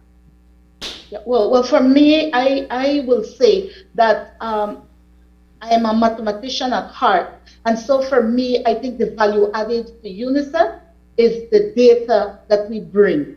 UNICEF has really supported the country through the Statistical Institute of Belize to constantly keep the Statistical Institute in the lead in terms of data collection. We have done, since 2006, the multiple indicator cluster survey. And that is a survey that is done every 5 years. And so 2006, we did the first mix, which was mix 3. 2011, then we did mix 5. And then in 2015, we did the third round of mix. We're hoping in 2022 that we are able to then as well conduct the seventh round of mix in terms of providing the information, because whatever you do in terms of program has to be driven by evidence. That is a way, it's not, you're not hitting your target in the dark. You know what the situation is, you know what are some of the barriers, and then you can then design your program around changing the lives of children, ensuring that they're in school, ensuring that they're vaccinated, ensuring that they're immunized, ensuring that they have a birth registration, because you cannot know the situation unless you constantly monitor, unless you constantly have the evidence to ensure that you're doing what you're supposed to do. And when you're not doing what you're supposed to do, the evidence as well should guide that decision and should also allow the evidence to reshape our program.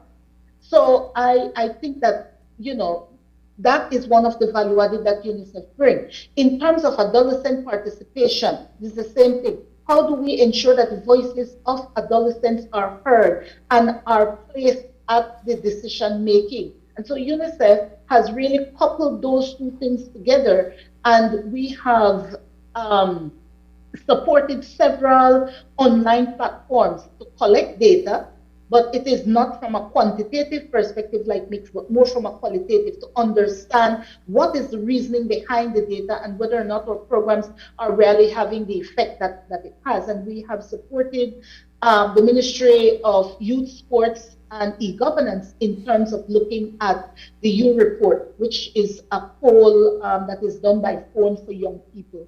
We have supported in the National Committee for Families and Children in establishing a Nexus platform, which gives the adolescents the space to talk about issues that are facing them. But throughout the programming that UNICEF has had, data has really been the forefront of how we program and how we position ourselves to support government and to ensure that the lives of children change for the better. And just to complement that, Paulette, I think the other value added of UNICEF is the technical guidance that it has provided the country over the time we've been established.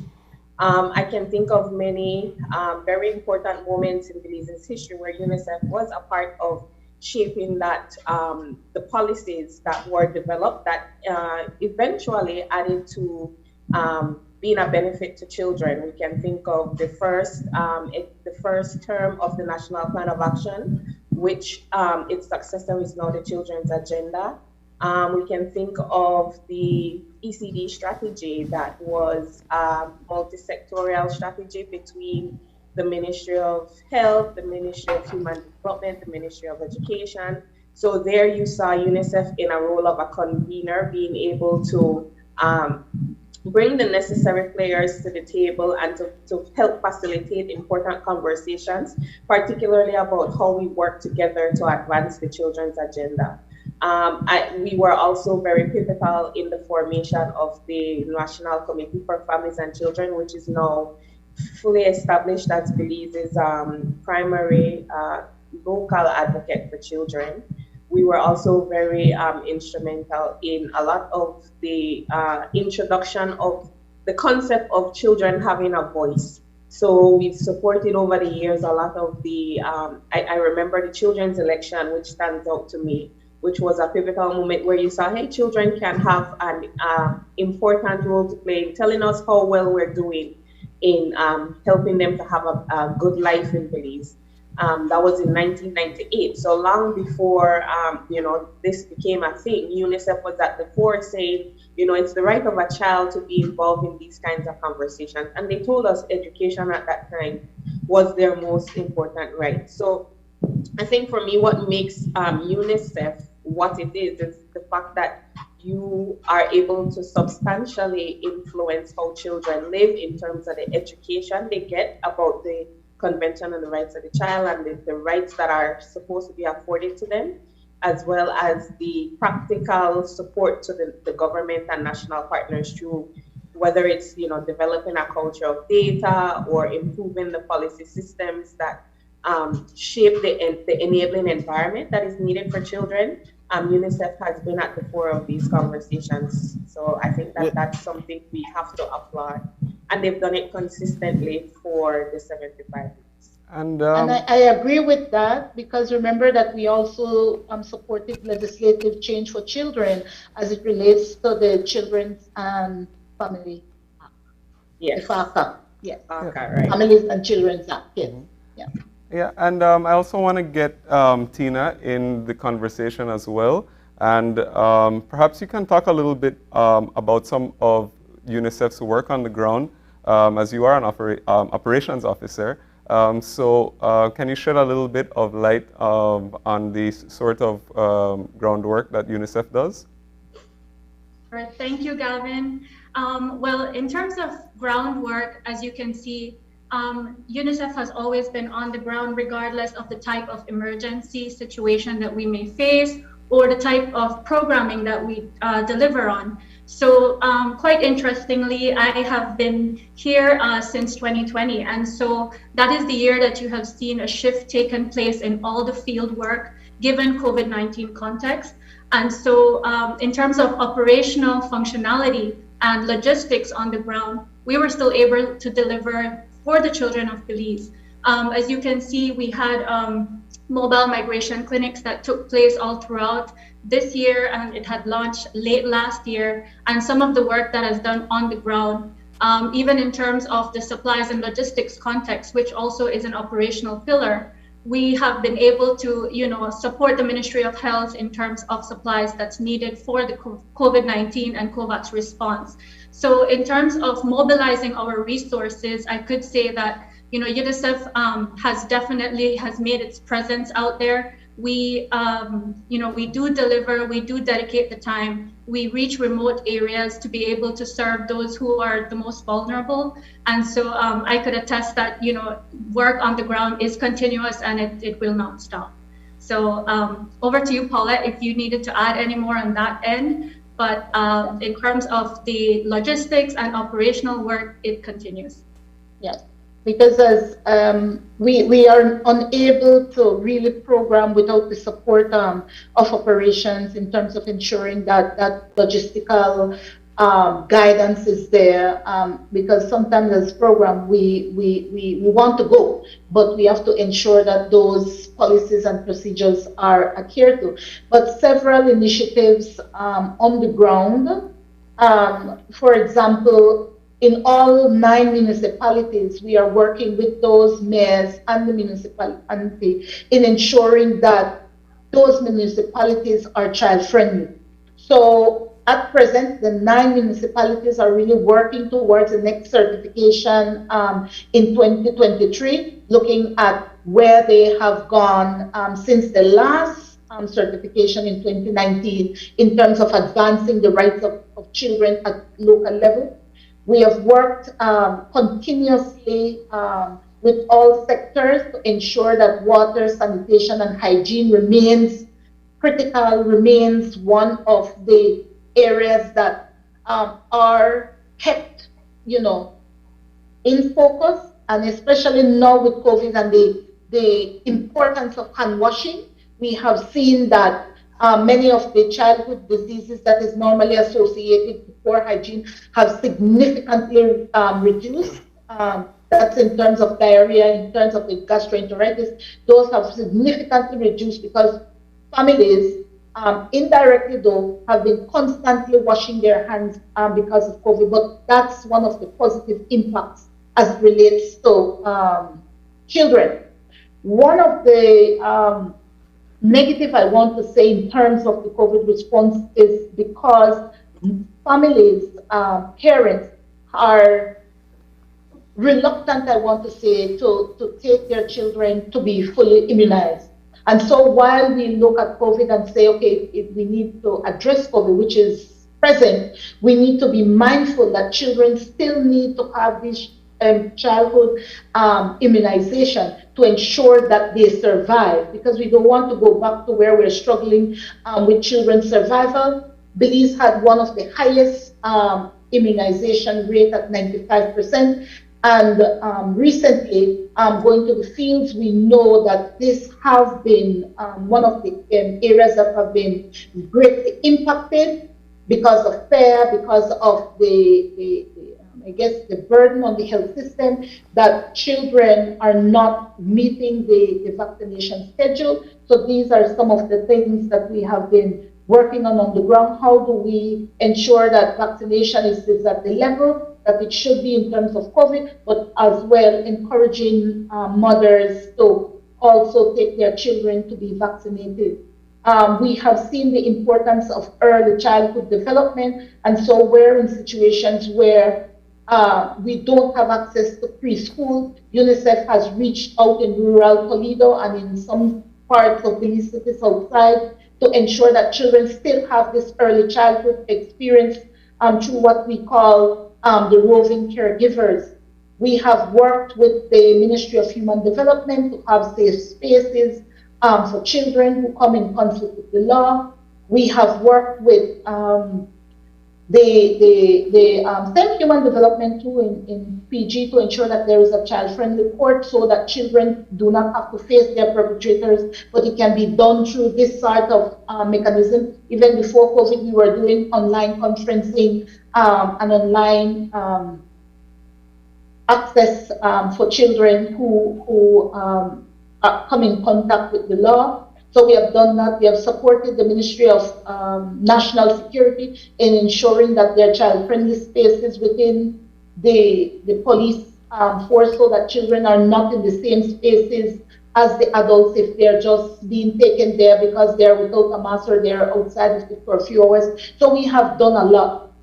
It's hard within just this 30 minutes to be able to list the number of ongoing projects that UNICEF has in terms of ensuring that children enjoy their rights to survive, to thrive, to develop, and to be protected. As you guys gear up to celebrate that anniversary day, which is actually on December 11th, I understand one of your initiatives is the establishment of UNICEF, a young UNICEF. What can you tell us about that body and why it was established?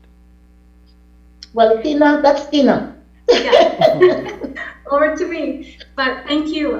So Young UNICEF actually, it is an informal network that was developed within the organization in late 2019. This was with the purpose of having young professionals that are under the age of 35 working for UNICEF. So clearly I kind of gave away my age there. But, but just to say that this network of young individuals, we come together to have a safe, open space for us to be able to look at how can we better the corporate culture of the organization, how can we empower people to be more participative, how can we enhance professional development, not only within ourselves, but also to expand that into our communities. And so in terms of young UNICEF, what you can expect from us in the not so distant future is initiatives in which we would bring young people together to start, learning about what UNICEF really is, how they can contribute to our programming, and how we could help add value to their professional development, their growth, and to, help them to engage and change in terms of what's happening in our society, help them to speak up in their communities, and also to help them to connect and grow. So while they're into our UNICEF network, they will also be exposed to learning from other professionals. They'll be able to, look at what career opportunities exist for them, explore it through job shadowing. And so to share a little bit about my experience as a young UNICEF member, I started here at UNICEF Belize early 2020. And, starting in such a multinational organization, definitely there was very large scope to learn. And so that's something that I could say I'm very proud of, is that every single day there's something for me to learn here. We can't ever reach the point saying that, there's nothing new. So one, it's very wide, very vast learning opportunities here. And so for the young people, I do believe this would be a platform, a network in which they would be able to engage with us and with each other, to be able to, deliver more on the programs and actually help us to live out the mandate of UNICEF, which is, upholding the rights for children, supporting them in areas that's needed. And also in terms of speaking to professional development, certain skill sets they'll be able to develop while working with us, while volunteering with us, and also be able to, adapt to the environment, be able to see what it's like to actually be a part of such a multinational organization that actually serves, as a nonprofit, but, in terms of bringing results for children in the communities. And so certain benefits that I have enjoyed being a young UNICEF member is a seat at the management table. That's something that the Young UNICEF Informal Network here has provided scope for. And so to be able to be at that decision-making level is very helpful. It helps me to develop the skill in leadership. It helps to, be able to engage with colleagues all over the world and also with each other here. And so the networking skills, the leadership skills, all of this would better prepare young individuals in, the career path they choose to take, in the type of community initiatives they would like to launch. And so not only for them to benefit from us, but for us to also benefit from the young people. It's a platform where we get to hear what they want to see happening in the society. And so it's very exciting. I mean, I guess you could hear it, but a passion for young people, for the adolescents growing up. This is a platform that we want to provide to them to be able to, engage and change with us, and ultimately learning what our culture is about in terms of the care, the respect, the transparency, the type of care that we exercise, not only with staff members, but also with the community, with each other. And so I do believe it's going to be an excellent opportunity to engage and network with the young people. And so this is just a brief introduction of what you can expect. And we will definitely be, sharing our initiatives as we get them launched throughout the remainder of the year. The passion definitely comes through in all of your voices, I have to say. But as we are we're running out of time a little bit. Stephanie might know a bit about that. But Paulette, perhaps you can just share your final thoughts in UNICEF celebrating its 75th anniversary right before we close. Okay, I just want to close in saying that I'm not a part of Young UNICEF, so I'm not invited to the pizza and the wings meeting, just to say, but I do really applaud the efforts of UNICEF in bringing its young staff members together to support them in upward mobility. And so there are several things to celebrate about UNICEF, not only how we impact at national level and support the advancement of rights for children, but how do we inside UNICEF ensure that the core values are demonstrated and reflected in the organization.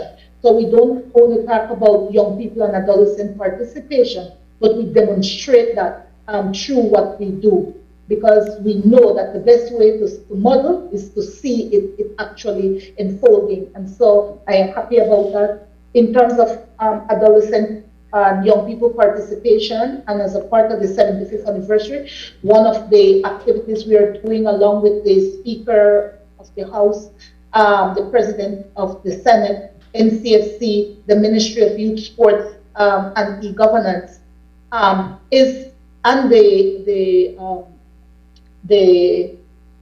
am I missing? Oh, and the various NGOs in which we are working with Restore Belize is to have, yes, the Children's Parliament, which will happen on the 20th of November as we roll out towards the 7th, until we roll out towards the 11th of December. And so that is one platform in which we will be able to hear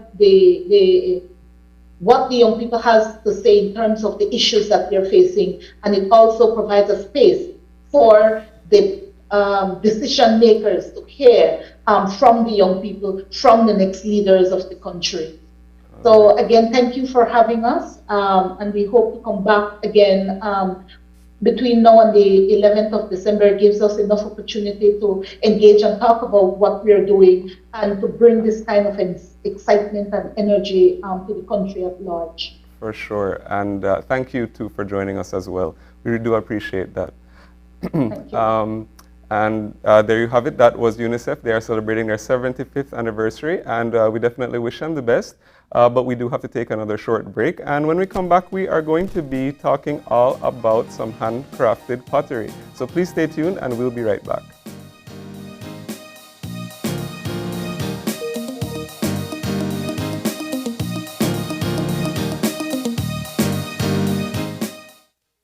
The continued fight against COVID-19 requires the continued practice of public health measures across all sectors and in every community. Frequent and proper hand washing, wearing face masks, and physical distancing. Do you know who is not physical distancing? The Aedes aegypti mosquito. Did you know that dengue is the most common mosquito-borne viral disease in the world? So let's get to work. Use window and door screens to keep mosquitoes out.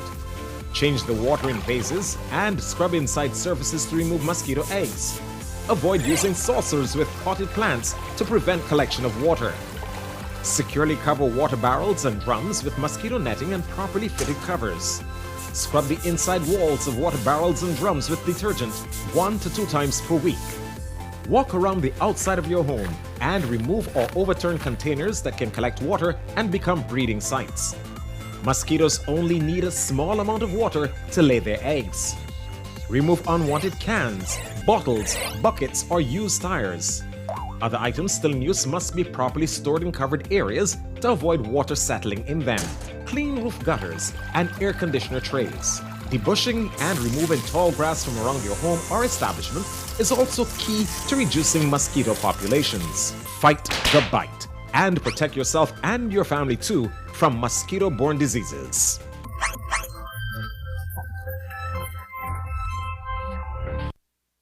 My name is Dr. Gabriela Guerra. I am the wife of Dr. Kevin Rafael Guerra and sister-in-law of Dr. Kenneth Raul Guerra.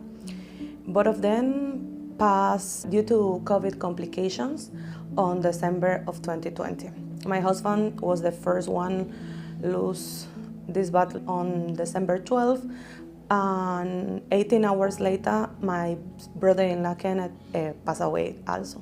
My husband and my brother-in-law, they was a troublemakers. double trouble. They had a lot of friends there and make a jokes and everything every time. They never take us seriously, nothing. There was very generous people, very compromised with their career. We share a lot of good times and memories that actually fill my heart, no? And I live from my memories and the time we share together. The worst thing about lose a loved one, no, due to the COVID, is your loved one be alone, admitted at a hospital, without you, without your cares. You can say bye, you can give the last kiss, you can give the last hug. And that's very painful. I think that's the worst thing. I miss the guy shared with me 12 years of my life, the best ones.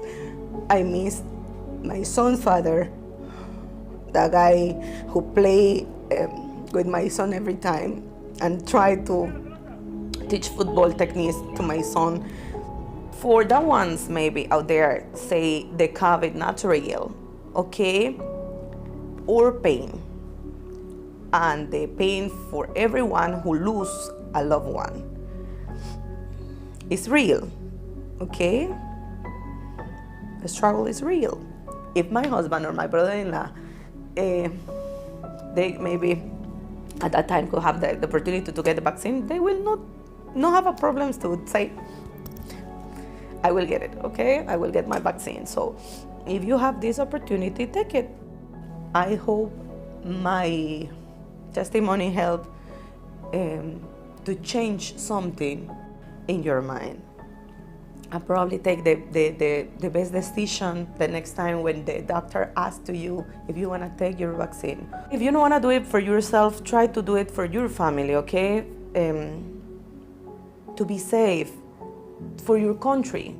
Cumpleaños feliz, te deseamos a ti.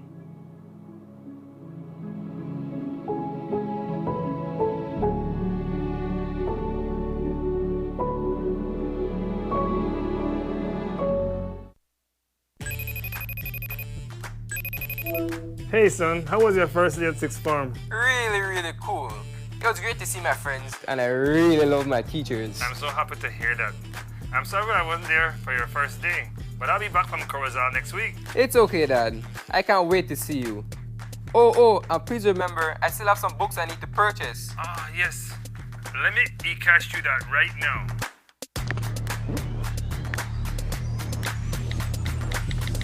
Money has been sent. I add a little extra cash just for you. Whoa, Dad. Thanks.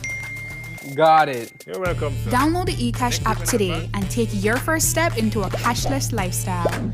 For more information, visit www.e-cash.com or contact us via WhatsApp at 613-0257.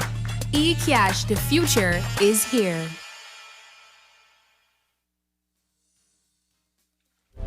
As one of the largest cable and internet providers in Belize, CBC strives to provide our customers with the highest standards of quality, value, and service in all aspects of cable TV and internet.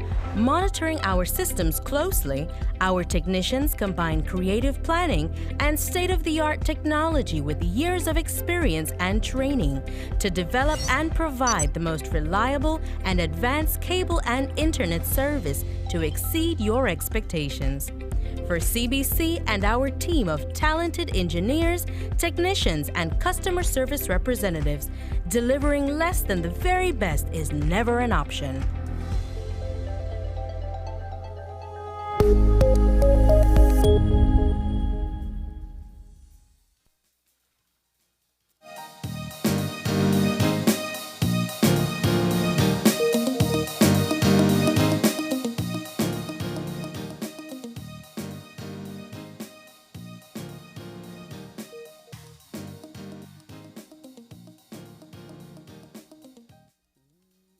Currently joined by Cynthia Main, who from Peregrina's Handcrafted Pottery.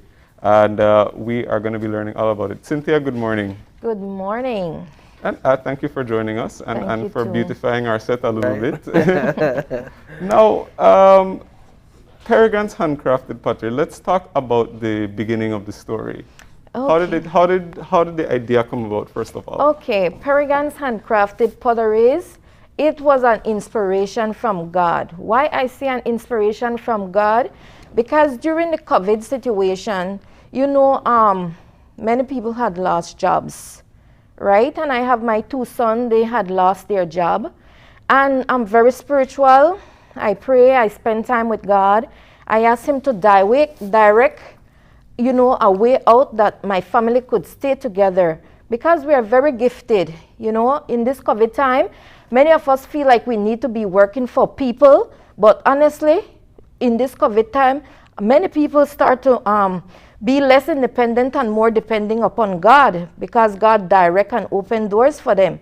So he was the one who direct me.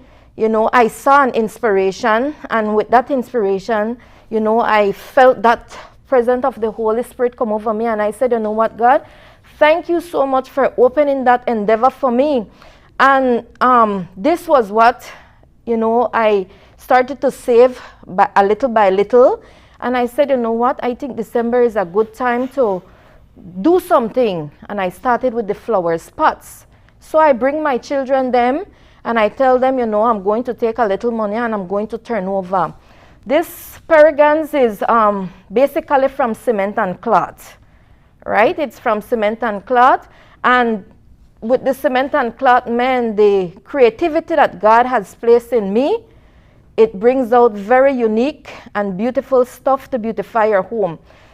My name brand for my Peregrines beautiful handcrafted potteries is a scripture. A scripture is written on each and every one of them due to it was an inspiration from God.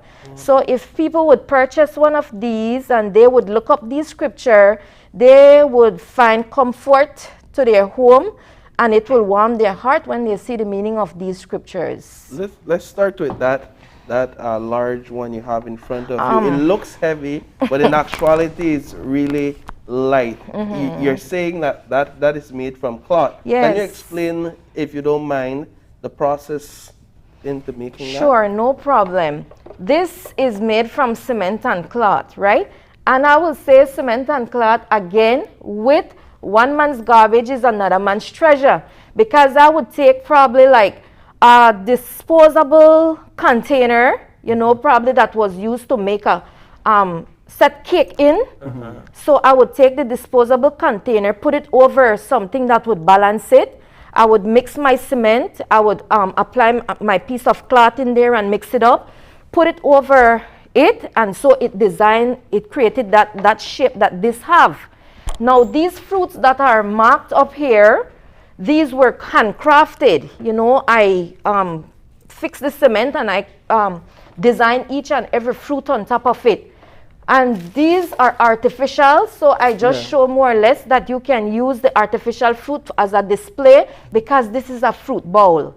So you're in there mixing cement on a daily basis. Of course, working with and I enjoy it. I enjoy doing it, because whatever you do, you have to have the passion and the love for it. You can't just do it because you see someone doing it. It has to be a passion, and when you have a passion, it gives you beautiful and creative stuff. Yeah, that's what I was going to ask more. You know, I mean, like about the creativity that's involved, because, you know, as we're looking in front of us, I see the amount of variety and also the materials that you use. And I'm looking right now at this one with the hands and the heart. Can you talk a bit about that and what went into? Well, that one there, again, very inspirational. I always think about my God, you know, but that was made from the gloves and the cement.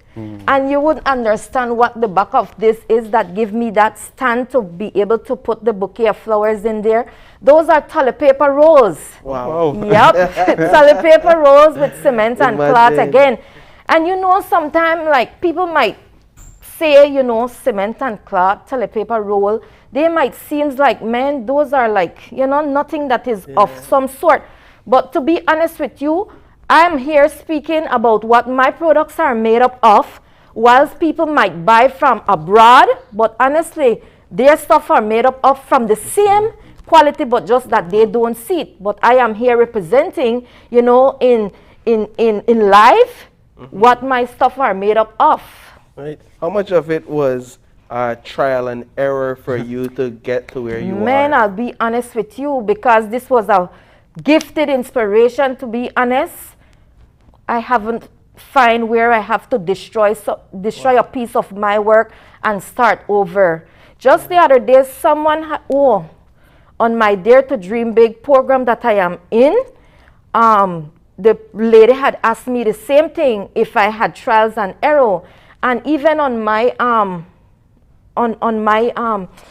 like I would say, I have a picture where I first started, and if you would look at that picture where I first started, there was not even a mistake on that you know, that flower spot that I had started from. So when God directs your apartment, He surely will bless, you know, whatever needs to be produced. And you know, I'm always interested to find out from people who do creative things like this.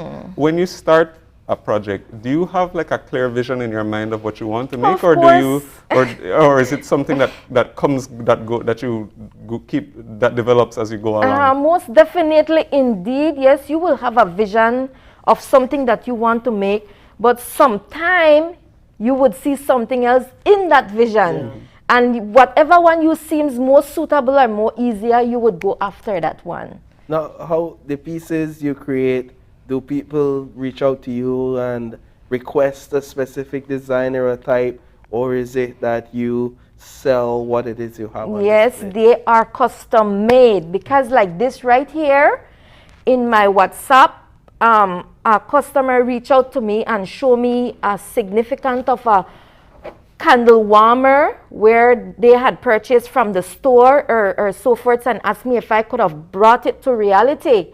So that person was so amazed and like in awe when I showed them the creativity that I had brought, right? So this is a candle warmer. I purchased the little candle, and you can light it, and when you light it and heat it, it gets hot, and you can add your scented wax up here, and it will bring fragrance to your home. So this right here was customized because it was a request from a customer. And it's functional. Oh, yes, sure. Yes, it'll work. it could work. That's guaranteed. Yes, it could work. Wow. Definitely, it could work. Man. So where can people find you? Where can people find your products? Well, I work from my home. I work from my home, 4340 Fabers Road Extension. I have intention to register my business, but because it's a new birth, so I want to see how the function of the finance, if it will be a free flow. And right now it's mainly on a what would you say? I had Word the of word mouth. earlier. I had the word earlier, but it's occasional, Okay. right? It's occasional, so it's not something that is directly out there as yet, right? So right now it's from my home. They can reach me, and my number is 601-8838, you know, and we can chat. They can. Oh, I also do layaway. So if people are not able to meet that finance right away, I work with them. And you know, they do a little down payment until they're finished, and then the product is theirs. And what, you know, in terms of variety, what are the types of different things that you produce? Because we're seeing a whole different bunch, right? So far, within a year, because I would say 11 months, because November right here would make me a year since I've started, right? I have another candle holder. You know, you can see another candle holder here, the candle warmer, the fruit bowl, and that is a I don't know if you want to call it a monument or just a beautiful centerpiece. I have some flowers vase. This is a wall pot. This is a wall pot for your wall. Oh, I see. And each and every one of these creativity, they are be able to use outdoors and indoors. Right. So people right? can modify them and use them in their beautiful garden. You can use it in your garden. You can put them on your house side. And they can also be able to hold real flowers, Right. you know, because sometimes people are not into the artificial. Yeah. Why I do the artificial, it's because it's long memory lasting. Like probably if you give me an anniversary gift, I can look back on it and say, well, my husband have bought this for me and I still have it going, right? So these varieties can be customized. Whatever a customer asks for, we can be able to bring it to light, bring it to reality. So as long as if it's possible. If it's not possible, I will tell you I can't do it. But if it's possible, I would make sure that I do my best to please my customer. And you know, you said, you know, you're 1 year in, and you spoke earlier about this whole initiative being sort of a vision that was inspired by God. So where do you see this taking you, and what are your hopes for the growth of Paragon's pottery? I love that question. Why I love that question? Because I see it as a role model. I see it as a generational, you know, that it will leave a legacy for my grandchildren and, you know, later to come. And also what I'm expecting, that this business will go countrywide, that it will not just only stay here in Belize, that I will have other people that will be asking for my jobs, you know, that they want me to ship it or whatever, and we can work out something with that. But really and truly, I am looking for a generation, and I'm looking for, you know, a business that would be continue to go as far as it can go. Well, we certainly hope for the best for you, and this is really creative and inspiring for us as well. Yes. And I'm sure that you've gotten very good feedback as well, right? Yes, I have. Yes, I have. Well, Cynthia, we are just about out of time, but we want to say thank you for coming in and showing us all of these beautiful creations. Once again, if you'd like to give any closing words or tell people again what's the best way to contact you. Sure. I want to say thank you guys too for helping me to market my business, right? Because this is another step. So I want to say thank you so very much. I want to give God thanks and praise, because without him, Paragons would not have been a rebirth, you know, to reality, to be able to show people that whatever God had blessed us with, we can be grateful and be able to show and be praising him, you know, of his goodness that he has blessed us with. And I just want to, you know, my husband, he is right there by my side. He's my salesman too, right? So he helped me sales, and he helped me to be there for me back and forth in whichever way. But most of all, I give God thanks because he is the one who has made this possible for me and my family.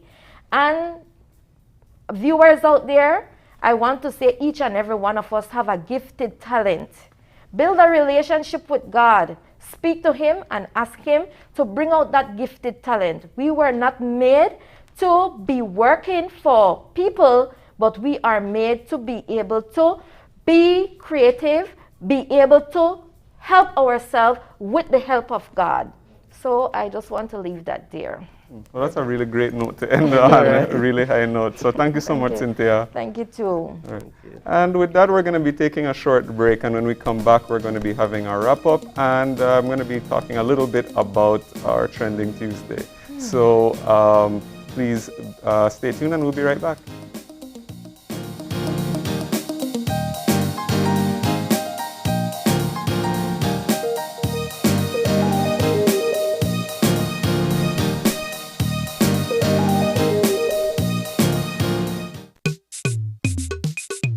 Stay safe and submit your sickness benefit claim form electronically. Follow these 4 steps. Step 1. Obtain your medical certificate. At consultation, the doctor certifies your days of illness and provides you with a medical certificate. Step 2. Fill out your sickness benefit form. Complete all the fields in parts 1 to 4 on the front page of the sickness benefit form. Step 3. Request your salaries record form. Contact your employer for your salaries record form. Step 4. Submit your sickness benefit claim form. Scan or take a clear picture of the sickness benefit form, salaries record, and proof of bank account. Email the documents to claims@socialsecurity.org.bz within 14 days. You will receive an email reply confirming receipt of your claim. After the submission of all documents, your claim is processed for payment to your account. For any COVID-related illnesses, contact the Ministry of Health for further guidance. Social Security Board, safeguarding you, your family, your future.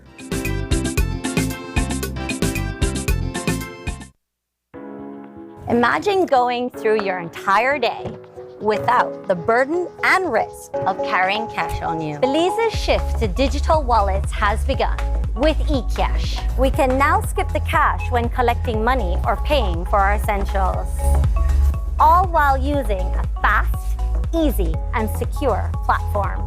Simply add funds to your wallet via bank transfer or at an agent, and you're good to go. You will be able to make quick, easy payments simply by scanning QR codes.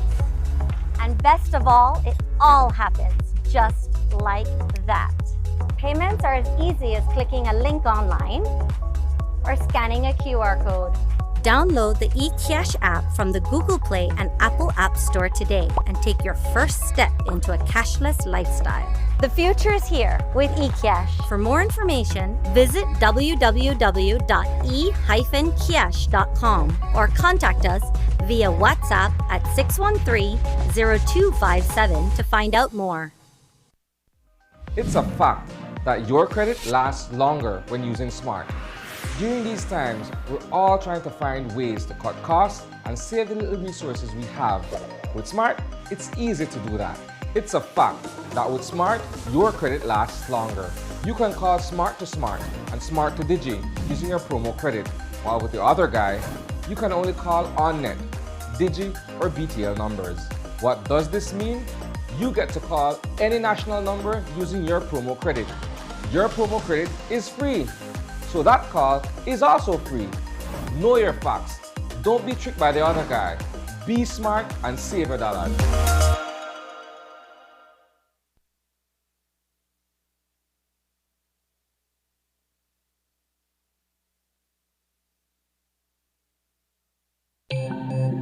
Great Belize Productions Channel 5, proud winner of 5 Caribbean Media Awards for 2019 and 2020. Best Television News Item, Best Responsible Coverage of Children's Issues, Best Health Education Journalism, Best Television Commercial Spot, and the People's Choice Award, with special mention by the jury in the Best Television News Item category.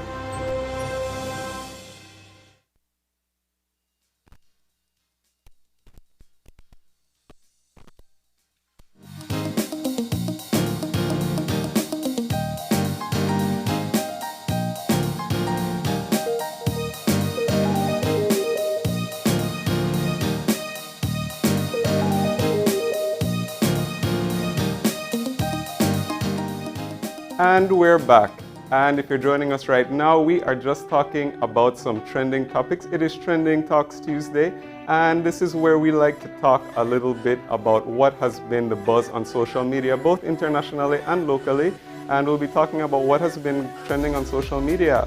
Now, first topic that I'm going to talk about this week is a pretty controversial topic, actually, and that is talking about Netflix released just over a week ago a new comedy special, stand-up comedy from the comedian Dave Chappelle. Now, Dave Chappelle is, of course, no stranger to controversy if you are familiar with his work, but this time, his special, which is called The Closer, it's been an extremely successful Netflix release. Millions of people, of course, around the world have been watching, but it's generated a whole lot of controversy due to a lot of the jokes that he has made about the LGBT community and in particular the transgender community. A lot of jokes that he has been making have been met with a lot of outcry from the transgender community in particular. He gives a bit of jokes about gender reality, and he even self-identifies as a TERF, which is basically a term for somebody who doesn't necessarily accept transgender women as being women. Now, this is of course, it's 2021. This is not. This is something to be completely expected when it comes to comedy and comedy specials. Comedy, by its very nature, is always pushing the boundaries. So of course, there's two sides to every story. Some people are saying, no, this is harmful language. He shouldn't be allowed. Netflix should pull the special. Whereas other people are saying, no, it's comedy. There's freedom of speech. People should be able to talk about what's going on in society without having any sort of repercussions. And of course, the numbers are showing that a lot of people do want to watch it.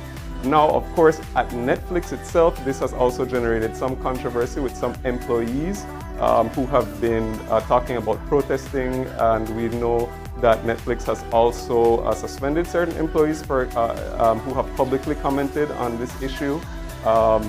There have even been talks of a walkout by employees in protest unless they demand, because they're demanding that they pull the show down.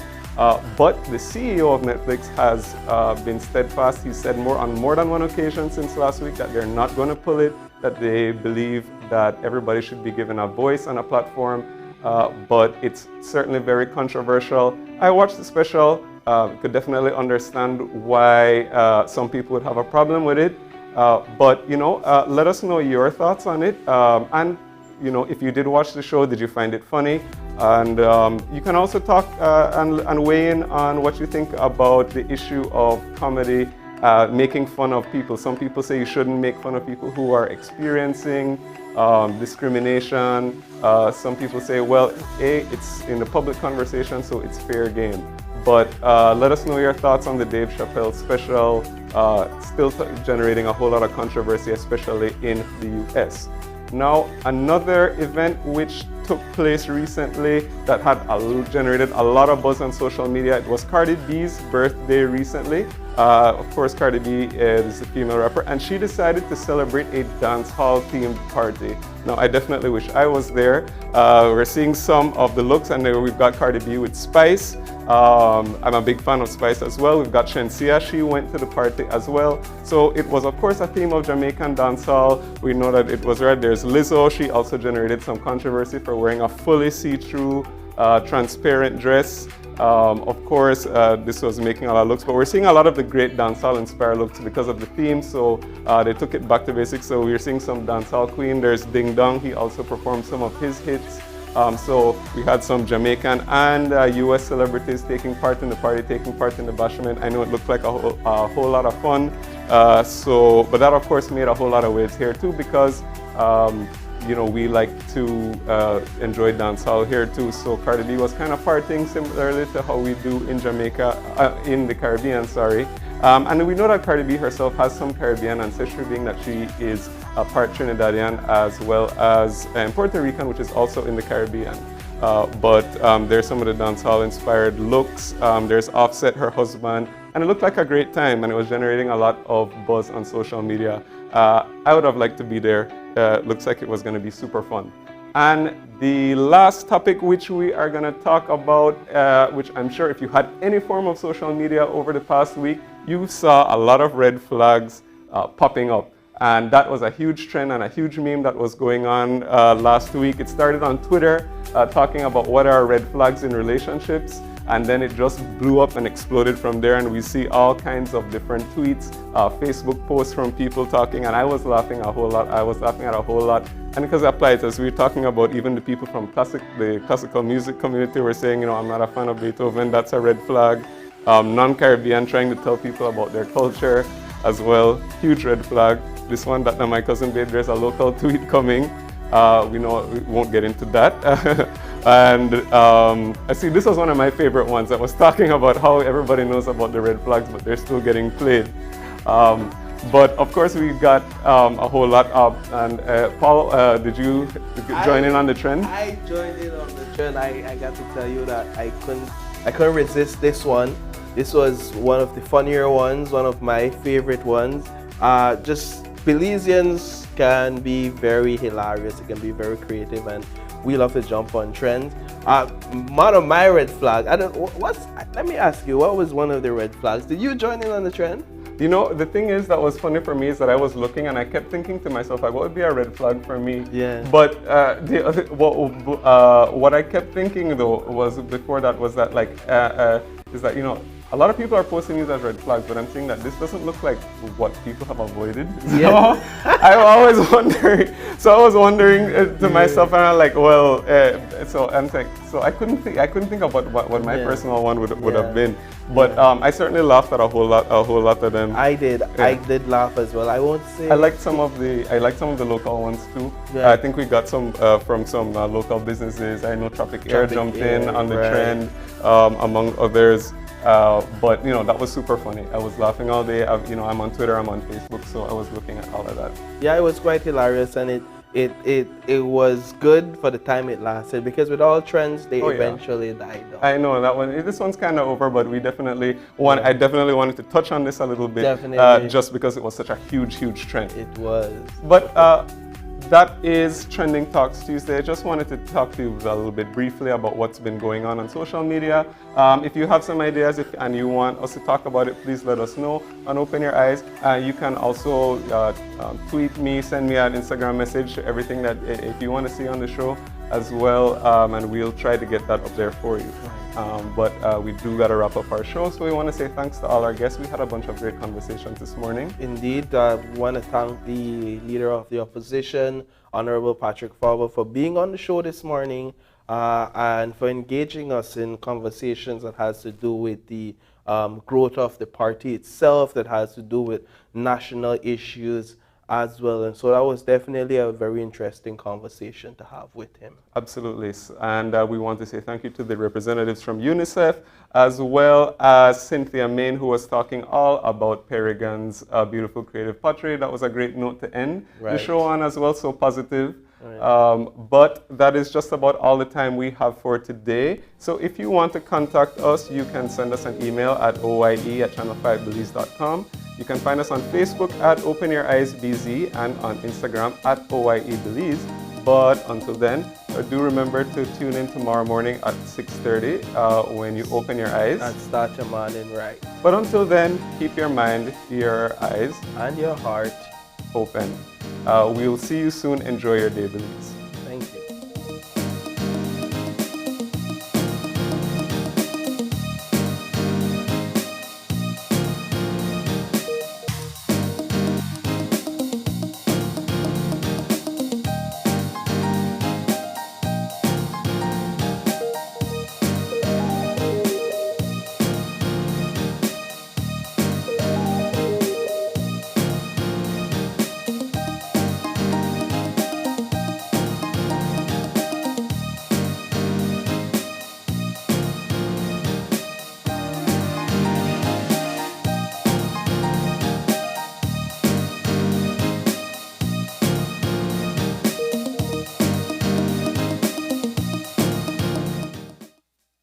Open Your Eyes was brought to you by the Belize Bank. Our country, your bank.